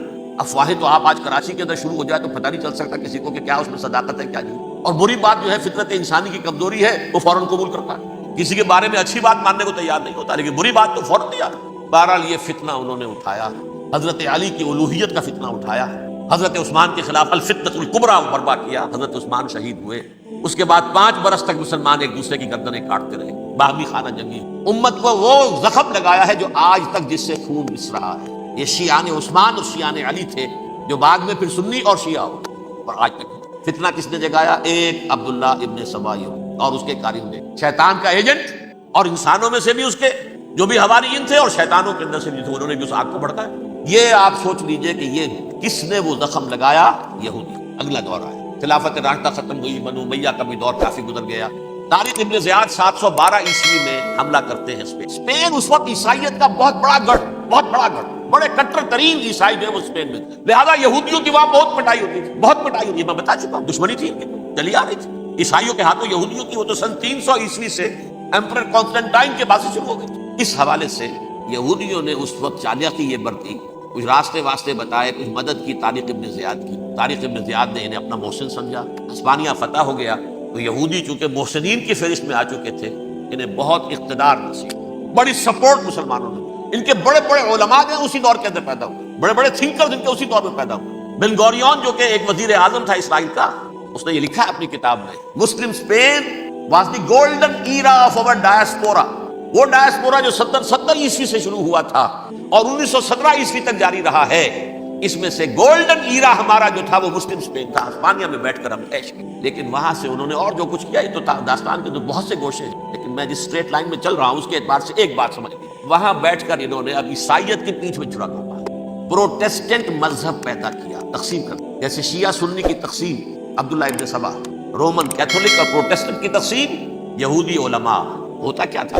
ہسپانیہ کی یونیورسٹیاں ہیں، کورڈووا میں ہے، ٹولیڈو میں ہے، گریناڈا میں ہے، غرناطہ، قرطبہ، تولیتلا، اور وہاں آتے تھے لوگ، فرانس سے چلے آ رہے ہیں نوجوان پڑھنے کے لیے، جرمنی سے چلے آ رہے ہیں، اٹلی سے چلے آ رہے ہیں، 3 ہی ملک قریب ترین پڑھتے ہیں سینٹرل جو یورپ کے ہیں۔ یہاں پر جو ہے وہ اسلام جو نور پھیلا رہا تھا اس سے بھی مستفیض ہوئے، جہالت کے جو ہے پردے ان کے وہ چھٹے، اس کے ساتھ ہی وہ یہودی وہاں ان کے اندر جو جراثیم داخل کر رہے تھے وہ اس عیسائیت کے خلاف بغاوت تھی جو اس وقت دنیا میں عیسائیت اس وقت تھی، پوپ کا راج تھا دنیا میں اس وقت، یورپ میں جو عیسائیت تھی اس میں ایک طرف بادشاہ تھے لیکن بادشاہوں کی حیثیت وہاں پر یوں سمجھ لیجئے کٹ پتلیوں کی تھی، اصل قوت پوپ کے ہاتھ میں تھی، اور پوپ کو انہوں نے جیسے قرآن میں کہا اتخذوا احبارهم ورهبانهم اربابا من دون اللہ، کیونکہ سینٹ پال نے شریعت موسوی ساقط کر دی تھی تو اب شریعت تھی ہی نہیں، پوپ کو اختیار تھا جس چیز کو چاہے حلال قرار دے دے، جس چیز کو چاہے حرام قرار دے دے۔ اتخذوا احبارهم ورهبانهم اربابا من دون اللہ، انہوں نے کہا صاحب یہ پوپ کس بلا کا نام ہے، یہ بھی انسان ہے، بات تو ٹھیک تھی نا، اصل حیثیت تو کتاب کی ہونی چاہیے، ڈیوائن بک، ریویلڈ اسکرپچر، لہذا یہ کتاب ہر شخص پڑھ سکتا ہے، کوئی پوپ کے باپ کو جو ہے کوئی اس کے لیے پروپرائٹری رائٹس تو نہیں ہے کہ صرف پوپ پڑھ سکتا ہے یا پادری پڑھ سکتے ہیں، ہم بھی پڑھ سکتے ہیں، ہم بھی سمجھ سکتے ہیں۔ یہ باتیں تھی کہ جن کو بڑھا چڑھا کر بیان کر کے اور پوپ کا اقتدار ختم کرا دیا اور توجہ مرکوز کر دی بائبل کی۔ اب بائبل میں بڑا حصہ تو اولڈ ٹیسٹامنٹ کا ہے، نتیجہ کیا ہوا؟ یہود کی عظمت پروٹیسٹنٹس کے نزدیک مسلم ہو گئی، اصل قوم تو یہ ہے، وہ دشمنی بدلی کہ نہیں بدلی، موسیٰ کے امتی یہ ہے، تورات موسیٰ کو دی گئی، ابراہیم کی نسل یہ ہے، لہذا وہ جو دشمنی تھی، جو عداوت تھی کہ ہمارے خدا کو سوری چڑھانے والے ہیں یہ بدماش، اس کا ازالہ ہوا اس پروٹیسٹنٹ مذہب کے نتیجے میں۔ یہ میں آپ کو بتاتا ہوں کہ ایک نتیجہ وہ نکلا ہے جسے برٹرنڈ رسل نے بیان کیا، جس کی کتاب ہے ان پریز آف آئیڈلنس، صفحہ 108، وہ لکھتا ہے دی Christians retaining the Judaic belief in a special revelation added to it the Roman desire for worldwide domination and the Greek taste for metaphysical subtleties. The combination produced the most fiercely persecuting religion that the world has yet known. یہ 3 چیزیں آ کر عیسائیت میں مل گئی، ایک تو جب یہ اولڈ ٹیسٹمنٹ جو ہے وہ ان کے ہاتھ میں آ گئی، اور اس کے میں کچھ آپ کو بتا دیتا ہوں کہ اولڈ ٹیسٹمنٹ کی تعلیمات، کیونکہ یہ اولڈ ٹیسٹمنٹ جو ہے یہ محرف تھی، اصل تورات تو گم ہو گئی تھی 587 قبل مسیح میں جب پہلی مرتبہ ہیکل جو ہے تباہ ہوا ہے اس وقت ختم ہو گئی. اس کے کوئی 150 سال کے بعد انہوں نے یادداشتوں سے مرتب کر کے لکھی. اب اس میں ان کے اپنے خیالات، اپنے امانی، اپنی توجیحات وہ شامل ہو گئی. لہٰذا آپ ذرا میں آپ کو حوالے دیتا ہوں اس کتاب کے اندر مظالم کی جو تعلیم دی گئی ہے. اہل کتاب نے اپنے مظالم قتل عام کے جواز کے لیے تورات میں تبدیلیاں کی اور پیغمبروں پر دہشت ناکی اور بدترین حرام کاری کے الزامات لگائے. سنیے پہلا حوالہ ہے یہ گنتی باب 31 آیات 17-18. اس لیے ان بچوں میں جتنے لڑکے ہیں سب کو مار ڈالو اور جتنی عورتیں مرد کا منہ دیکھ چکی ہیں ان کو بھی قتل کر ڈالو، لیکن ان لڑکیوں کو جو مرد سے واقف نہیں اور اچھوتی ہیں اپنے لیے زندہ رکھو. یہ کسی اللہ کی کتاب کا یہ جملہ ہو سکتا ہے؟ کسی ریویل بک کا؟ اور سنیے یہ ہے استثناء ڈیٹرانومی باب 20 آیت 16-18. پر ان قوموں کے شہروں میں جن کو خداوند تیرا خدا میراث کے طور پر تجھ کو دیتا ہے کسی ذی نفس کو جیتا نہ بچا رکھنا، جیسا خداوند تیرے خدا نے تجھ کو حکم دیا بالکل نیست کر دینا. مرد، عورتیں، بچے، بوڑھے سب ختم. یہ کتاب مقدس ہے. اور سنیے سموئیل باب 27 آیت نمبر 9. اور داؤد نے اس سرزمین کو تباہ کر ڈالا اور عورت مرد کسی کو جیتا نہ چھوڑا. نمبر 4 ان سب آباد شہروں کو ماں، عورتوں اور بچوں کے بالکل نابود کر ڈالا. کتاب استثناء باب 3 آیت 6. یہ ہے جو کہہ رہا ہے برٹرینڈ رسل. کرسچینٹی میں آ کر یہ 3 چیزیں شامل ہو گئی. ایک تو یہ باربیرین یہ تعلیم جو ہے، اور یہ مذہب کے نام پہ تعلیم، یہ کتاب مقدس کی تعلیم. نمبر 2 رومنز کے اندر جو ایک تمنا تھی ورلڈ ڈومینیشن کی، وہ عیسائیت کے اندر آ گئی. اس لیے کہ پوری رومن امپائر جو ہے عیسائی ہو گئی. اسے وراثت کے اندر ورلڈ ڈومینیشن کی جو ایک تمنا تھی وہ مل گئی. اور پھر یہ کہ انہوں نے جو توہمات تھے یونانیوں کے ان کو بھی اپنے ہاں مختلف شکلوں کے اندر جمع کر لیا. ان 3 چیزوں کا the combination produced the most fiercely persecuting religion that the world has yet known. اس کے نتیجے میں دنیا میں تاریخ انسانیت کے اندر جو بدترین خوخار ترین مذہب ہو سکتا ہے وہ شکل عیسائیت نے اختیار کی. اور اس کا مظہر عتم کیا تھا؟ نوٹ کی صلیبی جنگیں. ایک بات ٹائم ٹیبل کے اعتبار سے نوٹ کر لیجیے گا. فرسٹ ملینیم ختم ہوا، سیکنڈ شروع ہوا. ان کے 1000 سال ختم ہوئے تو 11ویں صدی میں سیکنڈ ملینیم شروع ہوا تو پہلی صلیبی جنگیں ہوئی. لاکھوں مسلمان صرف یروشلم کے اندر اتنا خون بہایا کہ خود ان کے ہسٹورینز لکھتے ہیں کہ جب ان صلیبیوں نے جب گھوڑوں کے ساتھ وہ چل رہے تھے گلیوں میں تو ان کے گھوڑوں کے گھٹنوں تک خون کی ندی بہ رہی. جہاں سے گزرے ختم کرتے چلے، آبادیاں کی آبادیاں ختم. اگرچہ اس کروسیڈ میں گیہوں کے ساتھ گھن بھی پسی، یہودی بھی بہت مارے.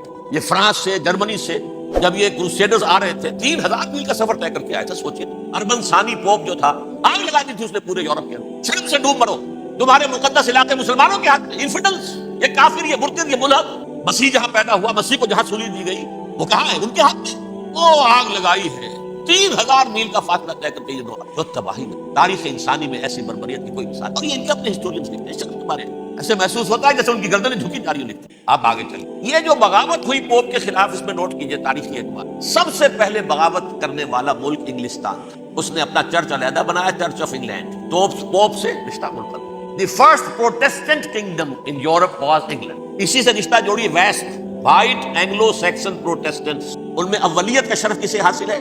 برطانیہ شریف. یہاں پر انہوں نے اب ایک بہت بڑا جو کارنامہ کیا. پوپ کی گرفت کم ہوئی یورپ پر سے، پروٹیسٹنٹ مذہب کا فروغ ہوا تو انہوں نے سود کی اجازت حاصل کی. جب تک پوپ کی حکومت تھی سود حرام تھا. نو ٹرانزیکشن، نہ انٹرسٹ، نہ یوزری، کچھ بھی نہیں. پروٹیسٹنٹس کے ذریعے سے سود کی اجازت حاصل کی. اس کے بعد بڑے بڑے بینک بنا کر بیٹھ گئے. House of Rothschilds, house of goldsmiths. یہ عمران خان صاحب کے جو خطر جو تھے گولڈ سمتھ، یہ بینکرز، بڑی بڑی فیملی. ان لوگوں نے کیا کیا؟ اب ریشہ دوانیاں. یورپ میں مختلف ملکوں کے درمیان جنگیں کروائیں سازشوں کے ذریعے سے. وہی کلما اوقدوا نارا للحرب، جنگ کے لیے آگ بھڑکا دینا جو ان کا پرانا مشغلہ تھا. جنگیں کرواتے تھے. پھر فرانس کے بادشاہ کو بھی قرض چاہیے اسلحہ کے لیے، انگلستان کے بادشاہ کو بھی قرض چاہیے. ہاؤس آف روتھشائلڈز کا ایک نمائندہ وہاں بیٹھا ہے، ایک یہاں بیٹھا ہے، اور منہ مانگے شرح پر سود کے اوپر قرض دے رہے ہیں. ان کو سب کو جو ہے ان کے سارے مالی وسائل کھینچ لیے، دولت پر قبضہ کر کے بیٹھ گئے. اور اس کا نتیجہ یہ نکلا چند 100 سالوں کے اندر کہ فرنگ کی رگے جاں بن جائے یہود میں. اس سودی نظام کے ذریعے سے دولت پر ان کا قبضہ. علامہ اقبال 1905 سے 1908 تک رہے تھے، لیکن یہ کہ ان کی نگاہ تھی ایسی. گاہ میری نگاہ تیز چیر گئی دل وجود، گاہ الجھ کے رہ گئی میرے توہمات میں. اور انہوں نے دیکھا ہے کہ فرنگ کی رگے جاں بن جائے یہود میں. ابھی ہٹلر کا تو وجود بھی نہیں تھا، بعد میں ہٹلر کو محسوس ہو گیا نا واقعتاً ہمارا اصل دشمن یہ یہودی ہے جو یہاں پر بیٹھا ہوا، جو ہمارا خون چوس رہا ہے. آخر یوں ہی تو نہیں، دماغ اس کا ایسے تو خراب نہیں ہو گیا. یہ قتل عام، یہ ہولوکاسٹ کس لیے؟ اس نے پہچان لیا، اس لیے کہ وہ ویسٹ نہیں تھا، وائٹ اینگلو سیکسن پروٹیسٹنٹس. اصل جادو جو چلا وہ ان پر چلا، اور برطانیہ ان کا سب سے بڑا جو ہے وہ پشت پناہ، مددگار، حامی. اس کے ساتھ ساتھ انہوں نے کوشش کی، یہ ترک خلفاء بیچارے، مرد بیمار تو بن ہی چکا تھا یورپ کے اندر، زوال سے دوچار ہو چکی تھی ترکی خلافت، انہوں نے بھی محل بنائے تھے، تجھ کو بتاتا ہوں تقدیر امم کیا ہے، شمشیر و ثنا اول، طاؤس و رباب آخر، بڑے بڑے قرضے لے کر محل بنے تھے یہ، جو آج جا کر آپ استنبول میں دیکھ لیجیے، قرضوں کے اندر بندھے ہوئے، لیکن یہ کہ کم سے کم یہ ضرور کیا کہ بڑی سے بڑی رشوت انہیں یہودیوں نے پیش کی کہ کسی طرح ہمیں فلسطین میں آباد ہونے کی اجازت دی، لیکن this goes to their credit, انہوں نے کہا نہیں، یہ معاہدہ جو عمر نے کیا تھا رضی اللہ تعالی عنہ اس کو میں نہیں بتا، تم جاؤ جا کے زیارت کرو، تم وہاں آباد نہیں ہو سکتے، کیونکہ ترکی کے زیر نگی تھا نا علاقہ، سلطنت عثمانیہ میں شامل تھا، پورا ویسٹ ایشیا، پورا ایسٹ یورپ، پورا شمالی افریقہ، 3 بر اعظموں پر پھیلی ہوئی تھی سلطنت عثمانیہ، خلافت 400 برس تک خلافت ان کے ہاں رہی ہے، انہوں نے نہیں مانا، نتیجہ کیا نکلا، انہوں نے اس خلافت کے نظام کو ختم کرنے کی سازش، اس سازش کا نتیجہ تھا، اس کو دیکھ کر بھانپ کر ہندوستان میں تحریک خلافت سے بولی اماں محمد علی کی جان بیٹا خلافت میں، ساتھ ہو تیرے شوکت علی بھی جان بیٹا خلافت میں، تو تحریک چلی، ابھی ختم نہیں ہوئی تھی خلافت، لیکن نظر آ گیا، بڑا پیارا واقعہ ایک صاحب نے سنایا ہے کہ جب شیخ الہند جو ہے اسیر تھے مالٹا میں، یہ 1915 سے 1920 تک رہے، تو وہاں جو تھا مالٹا کا جو کیمپ تھا جس میں یہ اسیر تھے، اس کا کمانڈانٹ جو تھا انگریز، انہوں نے دیکھ لیا تھا یہ بہت فرشتہ خصلت انسان ہے، نورانی شکل ہے، تو وہ اچھا میل ملاپ تھا، ایک روز کہا حضرت شیخ الہند نے کہ آپ لوگ ہماری خلافت کے پیچھے کیوں، وہ تو ایک مردہ شے ہے، اس میں کوئی جان تو ہے نہیں، کوئی طاقت نہیں ہے، پھر بھی آپ ہماری ایک نشانی ہے، اسے کیوں آپ جو ہے برباد کرنے پر تلے؟ اس نے کہا اتنے بھولے نہ بنیے حضرت، ہمیں معلوم ہے اس نیم مردہ خلافت میں بھی طاقت اتنی ہے کہ اگر جہاد کا فتویٰ اس نے دے دیا تو انڈونیشیا سے موریتانیہ تک مسلمان کا فن سر سے باندھ کے نکل آئے گا، یہ ہمیں معلوم ہے، لہٰذا ہم نے ختم کرنا ہی کرنا، اور ختم کس سے کرایا؟ ایک فری میسن مصطفیٰ کمال پاشا، چاک کر دی ترک ناداں نے خلافت کی قبا، سادگی اپنوں کی دیکھ، اوروں کی عیاری بھی دیکھ، عیاری کس کی تھی؟ یہود کی، اور ان کے اعلی کار برطانیہ، ابھی خلافت ختم بھی نہیں ہوئی تھی، برطانیہ کے ذریعے سے 1917 میں بالفور ڈکلیریشن کے ذریعے سے حق حاصل کر لیا، یہاں جا کر یہ آباد بھی ہو سکتے، کیونکہ دوسری جنگ عظیم میں سلطنت عثمانیہ ختم ہو گئی تھی، خلافت نام کی سلطنت تو ختم ہوئی، ترکی رہ گیا تھا صرف، اور جنرل ایلنبی کی فوجیں داخل ہو چکی تھی یروشلم میں، یروشلم پر قبضہ برطانیہ کا ہو چکا تھا، اور قبضہ دلوانے والے برطانیہ کو ہمارے ہندوستان کے مسلمان فوجی اربوں نے بغاوت کی ترکوں کے خلاف، اور انگریزوں کی فوج میں ہمارے ہندوستان کے مسلمان سے، بہرحال اب چونکہ ان کے پاس آ گیا، برطانیہ نے اعلان کر دیا، بالفور ان کا وزیر خارجہ، Jews have a right to settle in Palestine، تو جائیں آباد ہو سکتے، یہ 1917 کا اعلان ہے، اس کے بعد جو کچھ انہوں نے طریقے برتے ہیں، اس میں دھن دھوس دھاندلی دھوکہ ہر چیز، مثلا دھن گئے جناب یہ آپ مکان بیچیں گے، نہیں لے لیجیے، آپ کیا مانگتے ہیں 10 لاکھ، میں 11 لاکھ دیتا ہوں، لیکن کل ہی نکل، پیسے کی کمی تھی نہیں، پورا یورپ کا سرمایہ ان کے پاس، بینکرز کے پاس، زائنسٹ موومنٹ اصل میں بینکرز کی موومنٹ تھی، 1897 میں جمع ہو کر انہوں نے جو پروٹوکول بنائے تھے وہ کون تھے؟ سب کے سب بینکرز تھے، دولت کی کمی نہیں تھی، تم 10 کی بجائے 11 لوگ نکل جاؤ، یہ کھیت بیچتے ہو کتنے کا؟ بھائی 12 کا، ہم 13 دیتے ہیں بھائی، جلدی سے نکل، دھن کے ذریعے سے ڈسپلیس کی، جہاں زور چلا نکال دیا، اور اس کے بعد پھر جب سن 48 میں اسرائیلی ریاست قائم ہو گئی، اب اسرائیلی جو ہے عدالتوں میں استغاثے دائر کرنے شروع ہوئے، فلاں مکان میرے پرانے پگڑ دادا سگڑ دادا کا تھا 2000 سال پہلے، اس کے اوپر یہ قبضہ کر کے بیٹھے ہوئے، یہ میرے پاس دستاویزات ہیں، اچھا ٹھیک ہے آپ نکل جائیں، یہ مکان اس طریقے سے بے دخل کیا، اور خود وہاں پر قدم جما کر، یہ ہے کہ جو مغربی اقوام نے کہا، اس میں سیکنڈ جو ہے رول پلے کیا ہے امریکہ نے، ویسٹ جو ہے اس کا نمبر 2 امریکہ تھا، اب نمبر 1 امریکہ ہے، اب برطانیہ کی کوئی حیثیت نہیں، لیکن سب سے بڑا وکیل جو ہے وہ وہی ہے اب بھی، لیکن ظاہر بات ہے کہ west white Anglo Saxon Protestants کا امام اس وقت جو ہے وہ برطانیہ US میں 1948 میں یہ قائم ہوا، اور یہاں پہ نوٹ کیجئے پاکستان 47 میں قائم ہوا، اور تقریباً 9 مہینے ہیں درمیان میں، اگست 47 اور مئی یا جون 48، اس کا کیا مطلب ہے یہ میں بعد میں بتاؤں گا۔ پہلی جنگ ہوئی 48 میں، عربوں نے بغاوت کی، اور عرب جیت رہے تھے، اچانک پتہ نہیں کیوں عربوں نے جنگ بند کر دی، یہ بالکل یوں سمجھیے کہ پیرلل واقعات ہیں، کشمیر میں ہم جیت رہے تھے، بھاگ کر نہرو پہنچ گیا یونائٹڈ نیشن، جنگ بند ہو گئی، ختم ہوا ایسے، کچھ اپنوں کی غلطی بھی، کچھ قبائلیوں نے وہاں جا کر سری نگر ایئرپورٹ تک پہنچ گئے تھے، بجائے اس پر قبضہ مکمل کرنے کے لوٹ مار میں لگ گئے، اپنوں کی غلطی بھی، لیکن اس کے باوجود پڑھنا بھاری تھا، اور اگر سری نگر ایئرپورٹ پر قبضہ ہو گیا ہوتا تو سوال ہی پیدا نہیں ہوتا کہ بھارت جو اپنی فوجیں اتار سکا، زمینی راستہ تھا ہی نہیں، وہی وہاں ہوا ہے، بڑے ہی عجیب طریقے پر عرب جیت رہے تھے، اسرائیل جو ہے شکست کھا رہے تھے، عربوں نے صلح کر دی، کچھ مہینوں کے بعد عربوں نے دوبارہ جنگ کی، اتنے عرصے میں یہ اسرائیلی یہ سب جو ہے جتنے دہشت گرد ہیں اسرائیل، یہ اس دور کے لوگ، وہ چاہے مینیجم بیگن تھا یا کوئی اور، یہ سب کے سب اس دور کے ٹیررسٹ، اب انہوں نے ڈٹ کر جو مقابلہ کیا، عربوں کو شکست دی بڑی سخت، سن 48 میں عربوں کو شکست ہو گئی، سن 67 میں روس کے سکھانے پڑھانے پر جمال عبد الناصر نے حملہ کیا، بلاکیٹ کر دیا ایلات کا بندرگاہ کا، 6 دن کی جنگ کے اندر اسرائیلیوں نے روس سے پورا صحرائے سینا لے لیا، اسرائیل شام سے گولان ہائٹس لے لیے، اردن سے یہ پورا مغربی کنارہ جو یہ اردن کا حصہ تھا، اور مشرقی یروشلم اردن کے پاس تھا، اس پر بھی قبضہ کر لیا۔ 1967 کی جنگ کا نتیجہ کیا نکلا؟ یروشلم پورا کا پورا یہودیوں کے قبضے، جو 1948 میں آدھا کر دیا گیا تھا۔ ویسٹرن یروشلم یہ یہودیوں کے پاس، ایسٹرن یروشلم مسلمانوں کے پاس، اور مشرقی یروشلم ہی میں مسجد اقصیٰ ہے اور قبۃ الصخرہ ہے، وہ مسلمانوں کی تحویل میں، اردن کا قبضہ مسلمانوں کی تحویل، لیکن اب 67 میں پورا یروشلم ان کے قبضے میں آ گیا۔ پھر بہرحال مصر نے ایک کوشش کی بدلہ لینے کی سن 73 کی جنگ میں، اور اس میں کوئی شک نہیں بڑی شجاعت کا مظاہرہ کیا۔ رمضان وار آف 1973 بارلیو لائن کراس کر لی، جسے وہ سمجھتے تھے کہ کوئی طاقت دنیا کی ہمارے اس دفاعی جو ہے لائن اس کو کراس کر نہیں سکتی، لیکن پھر جب امریکہ اپنی پوری طاقت لے کر میدان میں آ گیا ہے تو ظاہر بات ہے کہ مصر کی حیثیت امریکہ کے مقابلے میں۔ یہ ہے میں نے جو مختصر سی تاریخ آپ کے سامنے رکھی۔ اب جو اصل مسئلہ ہے سمجھیے، سین کیا ہے، منظر کیا ہے۔ یہ پہلو وہ ہیں بہت سے کہ جو شاید بہت سے حضرات کے نگاہوں میں نہ ہو، باقی تو یہ تاریخ کے واقعات ہیں اکثر لوگوں کے علم میں۔ یہودیوں میں بھی ایک بڑی شدید اندرونی کشاکش ہے، جیسے ہم مسلمانوں میں کچھ مسلمان وہ ہیں جو نماز روزے کی پابندی سے تعلق، کچھ وہ ہیں جو نہ نماز نہ روزہ نہ کچھ، نام تو ان کے ہیں محمد حسین ہے، غلام علی ہے، سیکولر ذہن ہے، مادی پرستی ہے کہ نہیں؟ ایسا ہی اصل یہودی جو ہے، عملی یہودی، اس کی شکل آپ نے اگر کبھی دیکھی، اس کے سر کے اوپر اونچا ہیٹ ہوتا ہے کالا، ان کی زلفیں لمبی لمبی ہوتی ہیں، خاص طور پر یہ جو ہے گلپٹی کے بال، یہ قلمے جو ہیں یہ تو لا کے چھلے بنا کر بڑا خوبصورت سا جو ہے وہ ہار بناتے ہیں، لمبا کالا کوٹ پہنا، لمبی داڑھی ہوتی۔ یہی وجہ ہے کہ مسلمانوں میں بھی مصر میں جس کی لمبی داڑھی ہوتی تھی، اب کچھ حالات بدل گئے، وہ سمجھتے تھے یہ یہودی ہے، لیکن لمبی داڑھی یہودی رکھتا تھا، مسلمان نہیں۔ مسلمان تو عرب صرف ٹوکن داڑھی رکھتے ہیں یا شیو کرتے ہیں، یا سعودیوں کی طرح صرف کوئی نشان چھوڑتے ہیں، اللہ اللہ خیر۔ لمبی داڑھی شعار جو ہے یہودیوں، ایک انتہا پر تو یہ ہے، دوسری انتہا پر وہ جنہیں کسی شے سے غرض نہیں، شراب بھی پیتے ہیں، سب کچھ ہے، سور بھی کھاتے ہیں یہود، بینکرز ہیں، بڑے بڑے سائنسدان ہیں، سب کچھ ہیں، وہ زیادہ تر جو ہے سیکولر تھے، کچھ بیچ بیچ میں بھی ہے، جیسے یہ ایریل شیرون ہے، ویسے شیوڈ ہے، داڑھی تو نہیں ہے اس کی، لیکن سر پہ وہ ضرور وہ جو ہے اس کی جو ٹوپی سی آپ کو رکھی نظر آ جائے، یہ ہے درمیانی یہودی ہونے کا نشان، کہ ایک شعار انہوں نے اپنا جو ہے برقرار رکھا ہوا، وہ ایک ٹوپی چپکی ہوئی سی ہوتی ہے، وہ ٹوپی کیا ہوتی ہے پتہ نہیں، کیسے چپکی رہتی مجھے نہیں۔ یہ جو کشمکش ہے اس میں، جو زیادہ رائٹسٹ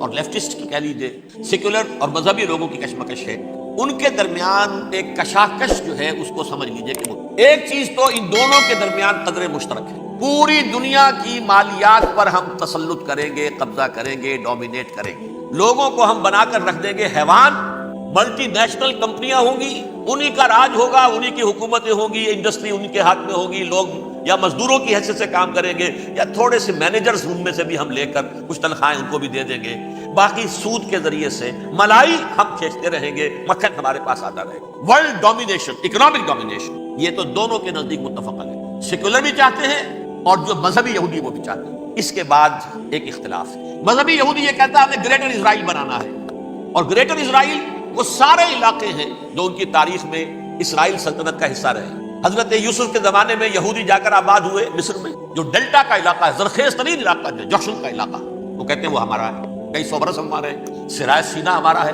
اس میں کوہ طور ہے جس پہ حضرت موسیٰ کا ہم کلام ہوئے اللہ سے، تورات ملی، اس میں 40 برس تک ہم بھٹکتے پھرے ہیں، صحرائے تی ہے، یہ یتیہون فی الارض 40 سنہ، پھر فلسطین تو خیر ہماری جدی پشتی جائیداد ہے، جاگیر ہے، پھر یہ عرب جو ہے یہ بھی مدینے تک ہمارا ہے، مدینے سمیت ہمارے قبیلے وہاں تھے جہاں سے نکالا مسلمانوں، پورا عراق ہمارا ہے، پورا شام ہمارا ہے، اور ترکی کا بھی ایک علاقہ ہے ابتدائی مشرقی جنوبی، وہ بھی ہمارا ہے، یہ ہے گریٹر اسرائیل، یہ ہم نے بنا۔ جبکہ جو سیکولر ذہن کے لوگ کہتے ہیں کیا کرو گے اس کو بنا کے، اس میں جو عرب ہیں وہ تم سے لڑتے رہیں گے، تم انہیں مارو گے وہ تمہیں ماریں گے، اگر تم 10 مارو گے تو ایک تو وہ بھی ماریں گے نا تمہارا، ٹھیک ہے، فائدہ کیا ہے؟ اس کی بجائے ہم یہ کرتے ہیں کہ عرب اور اسرائیل مل کر، کزنز ہیں نا آپس میں، آپ کو معلوم مل کر انٹر نے یہ الفاظ کہے تھے، جب اسحاق ریبن سے معانقہ کرایا تھا شاہ حسین مرحوم کا، تو کیا کہا؟ You are cousins. حضرت ابراہیم کے 2 بیٹوں سے نسل ہے نا، حضرت اسماعیل سے عرب ہے، دور ہے، اور حضرت اسحاق سے اسرائیل کزنز ہے، یو آر کزنز۔ تو ہم کزنز مل کر ایک اکنامک یونٹ بناتے ہیں، جیسے ایشیا پیسیفک ایک یونٹ بن گیا ہے، آسیان ایک یونٹ بن گیا ہے، وغیرہ وغیرہ، پورا یورپ ایک یونٹ بن گیا ہے، ایک کرنسی بن گئی ہے، ہم اس پورے علاقے کو ایک اکنامک یونٹ بناتے ہیں، پیسہ عربوں کا ہوگا، ان کے پاس بہت دولت ہے، تیل ان کا ہوگا، بہت تیل ہے ان کے پاس، مزدور ان کے ہوں گے، بڑی تعداد ہے، مینجمنٹ ہماری ہوگی، ٹیکنیکل نو ہاؤ ہمارا ہوگا، سائنسدان ہم ہوں گے، ملائی ہم کھاتے رہیں گے، چھاچھ ان کو دیتے رہیں گے، تو ہمیں آم کھانے ہیں، پیڑ گننے کی کیا ضرورت ہے؟ خام خواہ ان کی دشمنی مول لیں، زیادہ دشمنی بڑھائیں، یہ اس چھوٹے سے اسرائیل کو تسلیم نہیں کرتے، ہم گریٹر اسرائیل کو کیسے تسلیم کر لیں گے؟ لہذا اس خیال کو دل سے نہیں، یہ اختلاف ہو گیا نمبر 1، بہت بڑا اختلاف۔ لیکن نمبر 2، اس اختلاف میں اتفاق یہ پیدا کیا گیا، یہاں ایک بات ہم آپ کی مانتے ہیں، ہم کسی بھی پیس پروسیس میں یروشلم نہیں دیں گے ان کو، یہ انڈیوائیڈڈ دارالخلافہ رہے گا اسرائیل، اور نمبر 2 مسجد اقصی اور قبۃ الصخرہ کو گرا کر تھرڈ ٹیمپل بنائیں گے۔ یہ مذہبی یہودیوں کو اتنی رشوت اگر وہ نہ دے تو وہ ان کے ساتھ کام کرنے کو تیار ہی نہیں ہے۔ یہ پورا پس منظر سمجھ لیجیے، بٹوین دی لائنز سمجھے بغیر یہ خبریں جو آپ پڑھتے ہیں۔ ادھر امریکہ کا معاملہ کیا ہے؟ ایک طرف وہ پشت پناہ ہے، حمایتی ہے، پروٹیکٹر ہے، محافظ ہے اسرائیل کا۔ اسرائیل امریکہ ہی کی آؤٹ پوسٹ سمجھ لیجیے، اسی کی ایک ریاست سمجھ لیجیے، لیکن اس کے ساتھ ہی وہ اپنی جو دنیاوی عالمی مصلحتیں ہیں، اتنی بڑی قوم عرب کی جو ہے اسے بھی دشمن تو نہیں بنانا چاہتا، ان میں بھی ماڈریٹس کو چاہتا ہے کہ رہے ماڈریٹس یہ جو ہماری جیب میں ہے، حسنی مبارک ہو، شاہ فہد ہو جو ہماری جیب میں ہے، ورنہ یہ کہ وہاں پر اگر زیادہ ریڈیکل لوگ آ گئے تو ہمارا ویسے ہی بیڑا غرق ہوگا۔ لہذا وہ جبر کرتے رہے ان پر کہ صلح کرو کوئی نہ کوئی۔ یہ صلح کے لیے دباؤ امریکہ کا ہے، اسرائیل نہیں چاہتا صلح، دباؤ ہے امریکہ کا۔ اب میں آپ کو یاد دلاتا ہوں، خلیج کی جنگ ختم ہوئی، بش یہ باپ اس کا جو اب ہے بش، اس کا بڑا بش جو سینئر، اس کی پاپولیرٹی ریشو تو ہے 89% تھی اس وقت امریکہ کے اندر۔ اس نے بڑی جنگ فتح کی تھی اور چند امریکی مرے صرف، لیکن اس نے ایک موقف اختیار کیا یہود کے خلاف۔ $10 بلین منظور ہو چکے تھے اسرائیل کو دیے جانے تھے نئے سیٹلمنٹس بنانے کے لیے اسرائیل۔ اس نے کہا یہ رقم میں ایشو نہیں کروں گا جب تک پیس پروسیس شروع نہیں کرتے۔ یہ دباؤ تھا جس کے آگے گھٹنے ٹیکنے پڑے $10 بلین کے لیے، لیکن اس کا بدلہ یہ چکایا کہ الیکشن میں ہرا دیا اسے، حالانکہ وہ ہیرو، فاتح، خلیج کی جنگ کا فاتح، 89% ریٹنگ، الیکشن میں 0 دباؤ تھا۔ اسی طرح بل کلنٹن کا دباؤ رہا، کسی طرح صلح کرو، کسی طرح صلح کرو، کسی طرح صلح کرو۔ اور اس معاملے میں یہ تسلیم کرتا ہوں، اس معاملے میں اس نے واقعتاً ایڑی چوٹی کا دور، اور یہ بھی تسلیم کرتا ہوں کہ اس کے دباؤ میں آ کر ایہود باراک جہاں تک چلا گیا تھا اب کوئی نہیں جا سکتا، وہ آفر نہیں مل سکتی اب دوبارہ فلسطین۔ یہ بھی میں بھول گیا آپ کو بتانا، یہ جب پروسیس شروع ہوا ہے جس کا نام تھا لینڈ فار پیس، اصول کیا دیا تھا امریکہ نے کہ دیکھو اسرائیلیوں، یہودیوں، تم نے سن 67 میں جو زمینیں ان سے چھینی تھی، جو علاقے یہ ان کو واپس کر دو اور ان سے صلح کر لو، یہ سب تمہیں ریکگنائز کر لیں، جنگ ختم ہو جائے، صحرائے سینا دے دو، مصر تم سے صلح کر لے گا۔ وہ ہو گیا، انور سادات نے صلح کر لی، ریکگنائز کر لیا، صحرائے سینا واپس آ گیا، عربوں نے اسے اپنی فولڈ سے نکال دیا، عرب لیگ سے نکال دیا۔ شام بھی تیار رہا ہے لیکن پورا گولان ہائٹ مانگتا ہے۔ وہ ابھی جو پچھلے دنوں بل کلنٹن کے آخری دور میں گفتگو ہوئی تھی، اس نے کہا جتنا تم نے ہم سے علاقہ چھینا تھا سارا واپس کرو تو ہم کر لیں گے، اس میں سے کچھ ایسا اسٹریٹجک امپورٹنس کا علاقہ ہے وہ یہودی کسی طور پر دینے کو تیار نہیں، زیادہ صلح نہیں ہو سکتی۔ شرط اردن سے جو علاقہ لیا تھا وہ ٹھیک ہے، وہ رکھو، اس کے اندر فلسطینی ریاست بنا دو، یہ علاقہ جو ہے فلسطینیوں کی میجورٹی ہے اس میں، تو اس کو فلسطینی ریاست بنا لو، ایک ریاست ودن ریاست ہو جائے گی، اسرائیل ریاست، فلسطینی ریاست۔ یہ ہیں 3 مین پوائنٹس۔ چوتھی بات پہ آ کر روک دیتے تھے کہ یہ پھر بعد میں سوچیں گے یروشلم کا مستقبل کیا ہوگا، یہ موسٹ سینسٹیو ایشو جو ہے یہ بعد میں سوچیں گے۔ اب جب یہ پیس ٹاک شروع ہوئے تو یاد ہے اسحاق ریبین تھا، اسے کس نے قتل کیا؟ یہودی نوجوان۔ یہ تم کیسے دے رہے ہو زمینیں؟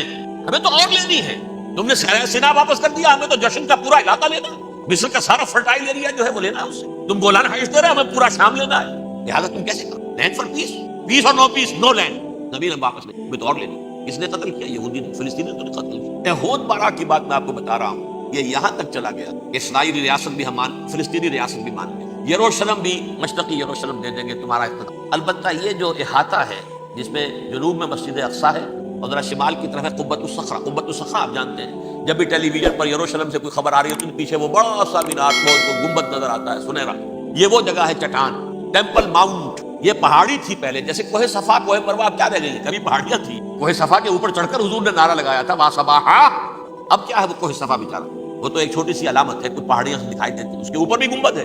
اسی طرح ٹیمپل ماؤنٹ ہے وہ جہاں پر کہ ہیکل سلیمانی تھا، اور وہ گرا دیا تھا رومیوں نے، مسلمانوں نے تو نہیں گرایا، لیکن پھر حضور کو معراج وہاں سے ہوا تو عبد الملک بن مروان نے وہاں پر یہ بہت بڑا گنبد بنا دیا، یہ قبۃ الصخرہ ہے۔ وہ مسجد اقصی نہیں ہے، مسجد اقصی اس کے علاوہ ہے، وہ جنوبی علاقے، ایک ریکٹینگولر احاطہ ہے بہت بڑا جس کے جنوبی علاقے کے اندر مسجد اقصی ہے، اور یہ اس کے شمالی حصے۔ ایہود باراک نے یہاں تک آفر کر دی تھی کہ مسجد اقصی کو اپنے پاس رکھ لو، لیکن یہ ٹیمپل جو ہے، یہ ٹیمپل ماؤنٹ، یہ قبۃ الصخرہ، یہ ہماری کمٹمنٹ ہے مذہبی یہودیوں کے ساتھ کہ ہم یہاں پر جو ہے ٹیمپل بنائیں گے، تھرڈ ٹیمپل، ہیکل سلیمانی کی تیسری مرتبہ تعمیر یہاں ہوگی۔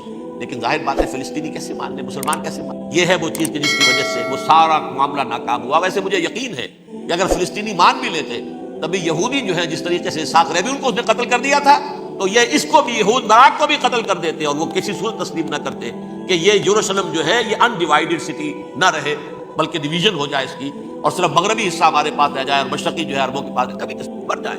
اب دیکھیں اس وقت شکل کیا ہے، میرا اندازہ یہ ہے کہ اب جو مذہبی یہودی ہیں ان کے صبر کا پیمانہ لبریز ہو گیا ہے، اور اب ایک مڈ وے آدمی اس وقت وہاں پر آ گیا ہے، ٹوپی والا، اگرچہ وہ پریکٹسنگ یہودی اس طرح کا نہیں ہے، داڑھی والا نہیں ہے، زلفوں والا نہیں ہے وہی کوٹ پینٹ والا، لیکن یہ کہ اوپر رکھتا ہے وہ ٹوپی۔ ایریل شرون اور انتہائی سفاک، جس نے کہ فلسطینیوں کے 2 کیمپ ایسے اڑائے تھے جیسے کہ چیونٹیوں کیا ہو لشکر اور ان کو پاؤں تلے رون دیا جائے، اس طریقے سے ختم، بہت بڑا قاتل، مرڈرر، وہ وزیر اعظم۔ اور اب جو ہے ان کے صبر کا پیمانہ لبریز۔ اب ان کا فیصلہ یہ ہے کہ انہیں 3 بڑے بڑے قدم اٹھانے۔ نمبر 1، فلسطینیوں کا خاتمہ، ایتھنک کلینزنگ۔ اگر یہ فلسطینی رہتے ہیں یہاں پر تو اگر 10 ہم ان کے ماریں گے تو 2-3 یہ ہمارے مار دیں گے۔ اسرائیلی کی جان تو بہت قیمتی ہے، یہ تو خیر 1000 بھی مر جائیں تو کوئی بات نہیں، یہ تو کیڑے مکوڑے ہیں، جنٹائلز ہیں، گوئمز ہیں، یہودی وہ مر جائیں، لہٰذا ان کا ٹنٹا بکاؤ، اب ان کو ختم کرو۔ وہ اشتہار شاید آپ کے نظر گزرا ہوگا جس میں میں نے یہ الفاظ لکھے کہ بوسنیا کی ایتھنک کلینزنگ جو ہے ماند پڑ جائے گی، اور جو کچھ ایتھنک کلینزنگ ہوئی تھی 500 برس قبل ہسپانیہ میں، اس کا نقشہ آپ دیکھیں گے۔ اس وقت کیا ہوا تھا؟ عربوں کو، مسلمانوں کو یا جلا دو، قتل کر دو، یا جہازوں میں ان کو ڈمپ کر ہوئے اور لے جا کر شمالی افریقہ کے ساحل کے اوپر اتار دو، ڈمپ۔ ایک بچہ بھی نہیں رہنے دیا تھا ہسپانیہ۔ 1492 میں سقوط غرناطہ ہوا ہے، اور اس کے بعد 10 سال کے اندر اندر ایک ایک بچہ مسلمانوں کا ختم کر۔ یہ ہے فیصلہ ان کا۔ اب بہت بڑا قدم وہ اٹھانے پر میں کب تک آپ رہیں گے؟ ہمارے لوگ مارتے ہیں، 16 نوجوان ہمارے مار دیے، لیکن آج گھر تھا اس میں ایک چلا گیا فلسطینی، بم اپنے جسم سے باندھ کر وہاں اڑا دیا، خود بھی اڑ گیا، 16 ان کے نوجوان اڑ گئے۔ لہذا یہ چیز ان کے لیے ناقابل برداشت تھی، ان کے صبر کا پیمانہ اب لبریز۔ نمبر 2، انہیں بہرحال اب یہ کرنا ہے کہ مسجد اقصیٰ کو گرائیں، قبۃ الصخرہ کو گرائیں اور ٹیمپل بنا۔ یہ انتفاضہ جو اب شروع ہوا 1 سال پہلے سے، یہ شیرون نے دورہ کیا تھا، مسجد اقصیٰ میں گیا تھا، اور اس نے 3rd ٹیمپل کی تعمیر کے لیے ایک پتھر جو ہے بنیاد کا پتھر رکھنے کا ارادہ ظاہر کیا، جس پر فلسطینی نوجوان اٹھے، وہ اینٹیں لے کر، روڑے لے کر، اور اس وقت سے یہ سلسلہ چل رہا۔ کتنے مارے جا چکے فلسطینی، لیکن کچھ نہ کچھ یہودی بھی مرے، اسرائیلی بھی۔ اور جیسا کہ میں نے عرض کیا، اب ان کے صبر کا پیمانہ لمبے۔ انف از انف، اب ہم اس معاملے کو ایک دفعہ جو ہے فائنلی ختم کر اور اب بنائیں گے۔ لہٰذا اب جو ہے کئی ٹن وزن کے وہ جو پتھر تیار ہو کر آگے رکھ دیے گئے ہیں کہ یہاں یہ بنیاد پڑنی ہے، اس کے اندر یہ پتھر لگے۔ بلکہ ایک لطیفہ بھی مجھے یاد آیا ہے، یہ کوئی 30 سال پرانی بات ہے۔ اس قبۃ الصخرہ کی مرمت ہوئی تھی، تو اس کے اوپر جو یہ سونے کی پتری چڑھی ہوئی ہے، یہ شاہ حسین اردن والے جو ہے، ظاہر بات تھا بھی انہی کے تسلط میں، انہی کی تولیت میں تھا، سلسلہ سے پہلے اس زمانے کی بات میں کر رہا ہوں۔ تو انہوں نے پتہ نہیں 30 من تھا یا 30 ٹن تھا سونا جو ڈونیٹ کیا تھا اس کے اوپر یہ پتری چڑھانے کے لیے، جو بہت بڑا گنبد نظر آتا ہے پورے کے پورے ماحول کے اوپر چھایا ہوا۔ اس وقت یہودی اخباروں نے لکھا تھا، بہت اچھا ہے، یہ سونا ہمارے کام آئے گا جب ہم اپنا ہیکل تعمیر۔ کہاں جائے گا سونا؟ سونا یہی رہے گا نا، جب ہم گرائیں گے ہمیں وہ سونا ملے گا۔ اب وہ اس پر آ گئے، مزید دیر نہیں کرتے۔ تو آپ نوٹ کیجئے، number 1، ethnic cleansing of Palestinians in Israel. Number 2, demolition of the Aqsa Mosque and the Qubbat al-Sakhra. Number 3, امریکہ کو الٹیمیٹم، تم اب اپنے ٹانگ درمیان میں مت لڑاؤ، اور اس کے لیے دھمکی، اگر تم نے ہمارے معاملے میں رکاوٹ ڈالی تمہاری اینٹ سے اینٹ بجا دیں گے۔ نیتن یاہو نے یہ کہا تھا، میں واشنگٹن میں آگ لگا دوں گا۔ یہ انہوں نے امریکہ میں عظیم ترین دہشت گردی کر کے امریکہ کی ایڈمنسٹریشن کو، انتظامیہ کو یہ دھمکی دے دی ہے کہ باز آ جاؤ۔ چنانچہ میں یہ بات کہہ کے پرسوں جمعے میں اپنی مسجد سے، مسجد دارالسلام سے نکلا، شام کو، اسی شام کو میں نے ایریل شیرون کی تقریر سن لی T V per. It is not acceptable. Don't appease the Arabs at our expense. We are not going to become Czechoslovakia. We have to depend on ourselves only and rely on ourselves only. کیا مطلب ہے اس کا؟ کس کو سنا رہا ہے؟ امریکہ بہادر، ہم تمہارے محتاج نہیں ہیں، ہم تمہارے ٹکڑے اڑا دیں گے، کسرے کر دیں گے تمہارے، تم بیچ میں آؤ تو صحیح، اور دیکھ لو ایک نشانی ہم تمہیں دکھا دیں گے۔ مجھے 100% یقین ہے یہ پورا ہسٹوریکل پروسیس، اور جس جگہ یہ پہنچ گیا ہے، جس کریٹیکل پوائنٹ تک یہ پہنچ چکا ہے، یہ جو بھی حملہ ہوا ہے ورلڈ ٹریڈ سینٹر پر اور پینٹاگون پر، یہ اسرائیل کا کام ہے۔ اسرائیل سے کم تر کسی ادارے کے لیے ممکن ہی نہیں، اس لیے کہ اسرائیل کے ایجنٹ امریکہ کے پورے نظام کے اندر جو ہے گھسے ہوئے موجود ہر جگہ پر، جیسے سرطان کا پھوڑا ہوتا ہے پورے جسم میں وہ اپنی جڑیں جما لیتا ہے، ایسا ہے پوری ایڈمنسٹریشن، پوری اکانومی، تمام ذرائع ابلاغ، پرنٹڈ میٹر ہو یا یہ کہ الیکٹرانک میڈیا ہو، سب ان کے قبضے میں، ڈیفنس کا سارا معاملہ ان کے قبضے میں ہے۔ کوئی اور طاقت یہ کری نہیں، امریکہ، اس کے سیکیورٹی کے معاملات تہ در تہ، دائرہ اندر دائرہ، اس دائرے تک 100 میل تک کوئی جہاز آ جائے گا اگر کہیں جو کہ ان آئیڈینٹیفائی ہو تو یہ ہو جائے گا، اس سے آگے آگے تو یہ ہو جائے گا، اس سے آگے، اور وہ آ رہا ہے، چلا رہا ہے، پینٹاگون پر آ گیا اور 1 گھنٹے بعد آیا ہے۔ پہلی اسٹرائک جو ہوئی ہے ورلڈ ٹریڈ سینٹر، اس کے 1 گھنٹے کے بعد پینٹاگون پر آ گیا۔ پینٹاگون وہ تو یوں سمجھیے ان کی مملکت کا حساس ترین دفاع کا مرکز، اور اس کا 1/3 حصہ جلا کے رکھا۔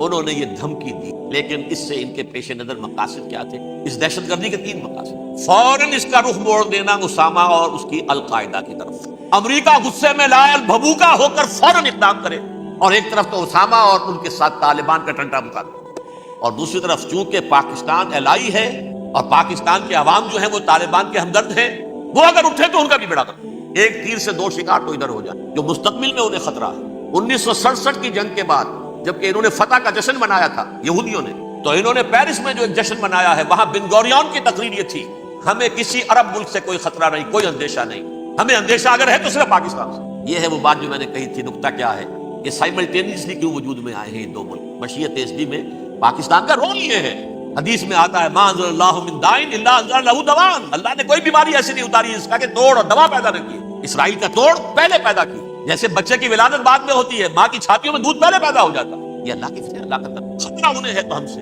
ہے، اگر کوئی خطر مجھ کو تو اس امت سے، اس کے خاکستر میں ہے اب تک شرار آرزو۔ یہاں کے عوام، حکومت تو ٹھیک ہے ہماری جیب میں آ گئی، عوام کے اندر ہے یہ بھڑک سکتی ہے۔ یہی وجہ ہے بار بار ان کا کہ ہم زیادہ دباؤ نہیں ڈالنا چاہتے پاکستان پر، ہمارا بہت بڑا الہی ہے، ہم بہت پیسے بھی دے دیں گے، یہ بھی کر دیں گے، وہ بھی کر دیں گے، لیکن ہم زیادہ دباؤ نہیں ڈالنا چاہتے، ڈی اسٹیبلائز نہ ہو جائے، یہاں کے عوام پہ کھڑے نہ ہو جائے، لہٰذا حملہ یہاں سے نہیں، ازبکستان سے کرانے کی باتیں ہو رہی، اندر خانے پوری سپورٹ ہے، لیکن یہ کم سے کم ظاہر نہیں ہونے دیں گے کہ کیا کچھ ہو رہا ہے، تاکہ یہاں کے عوام کے اندر وہ چنگاری جو ہے اس بارود کے اندر پڑ گئی تو یہ شاید ڈی اسٹیبلائز ہو جائے۔ لیکن ڈی اسٹیبلائز ہونے میں جہاں اس کا خطرہ ہے کہ پرویز مشرف کی حکومت ختم ہو جائے، وہاں اس کا بھی خطرہ ہے کہ پاکستان ختم ہو جائے۔ ڈی اسٹیبلائز ہونے کا مطلب کیا ہے؟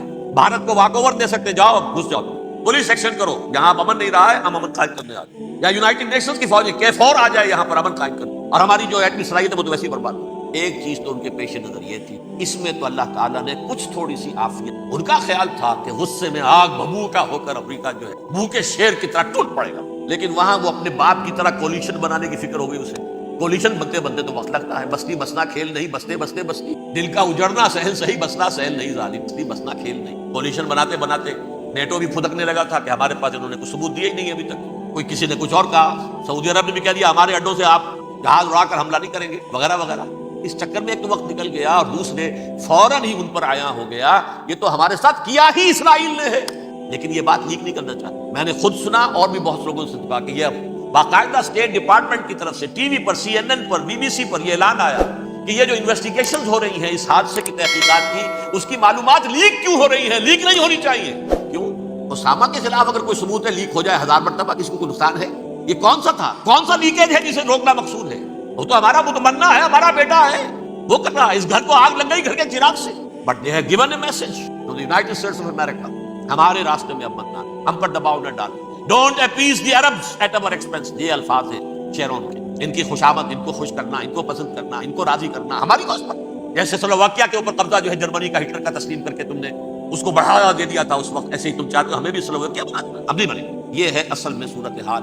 جیسا کہ میں نے عرض کیا، افغانستان پر اب یہ جیسے کھسیانی بلی ہوتی ہے کھمبا نوشتی کریں گے، تو اتنی تیاری پوری دنیا کے اندر کر کے کچھ نہ کچھ تو کار کریں گے۔ اصل میں وہ زور شور اب ان میں نہیں ہے افغانستان کے، بلکہ تاریخ میں ایک مرتبہ پھر وہی بات ہو گئی ہے، کلما اوقدوا نارا للحرب اطفاها اللہ، اللہ تعالیٰ نے کم سے کم اس کی تندی کو کم کر دیا، اس آگ کی بھڑک اور تندی جو ہے انشاءاللہ کم ہو جائے۔ البتہ افغانستان میں کیا ہوگا یہ میں نہیں کہتا، ان ادری قریب بعید ما توعدون، جیسے کہ قرآن مجید میں حضور سے کہلوایا گیا، میں یہ نہیں جانتا جس چیز کا وعدہ تم سے کیا جا رہا ہے وہ قریب ہے یا دور ہے، وَإِنْ أَدْرِي لَعَلَّهُ فِتْنَةٌ لَكُمْ وَمَتَاعٌ إِلَىٰ حِينٍ، میں نہیں جانتا، ہو سکتا ہے ابھی اللہ تعالیٰ تمہیں کوئی مہلت دے اور کچھ وقت کے لیے تمہاری رسی دراز کر دے اور ابھی عذاب کو ٹال دے۔ جب حضور سے یہ کہلوایا جا رہا ہے ان ادری، یہاں تک بھی کہلوا دیا گیا وَمَا أَدْرِي مَا يُفْعَلُ بِي وَمَا بِكُمْ، مجھے نہیں معلوم میرے ساتھ کیا کیا جائے گا، تمہارے ساتھ کیا کیا جائے گا۔ تمہارا کون دعوے سے کہہ سکتا ہے کہ یہ ہوگا؟ تباہی بھی آ سکتی ہے، کوئی بڑا سیٹ بیک بھی آ سکتا ہے، اپس اینڈ ڈاؤنز ہوتے ہیں۔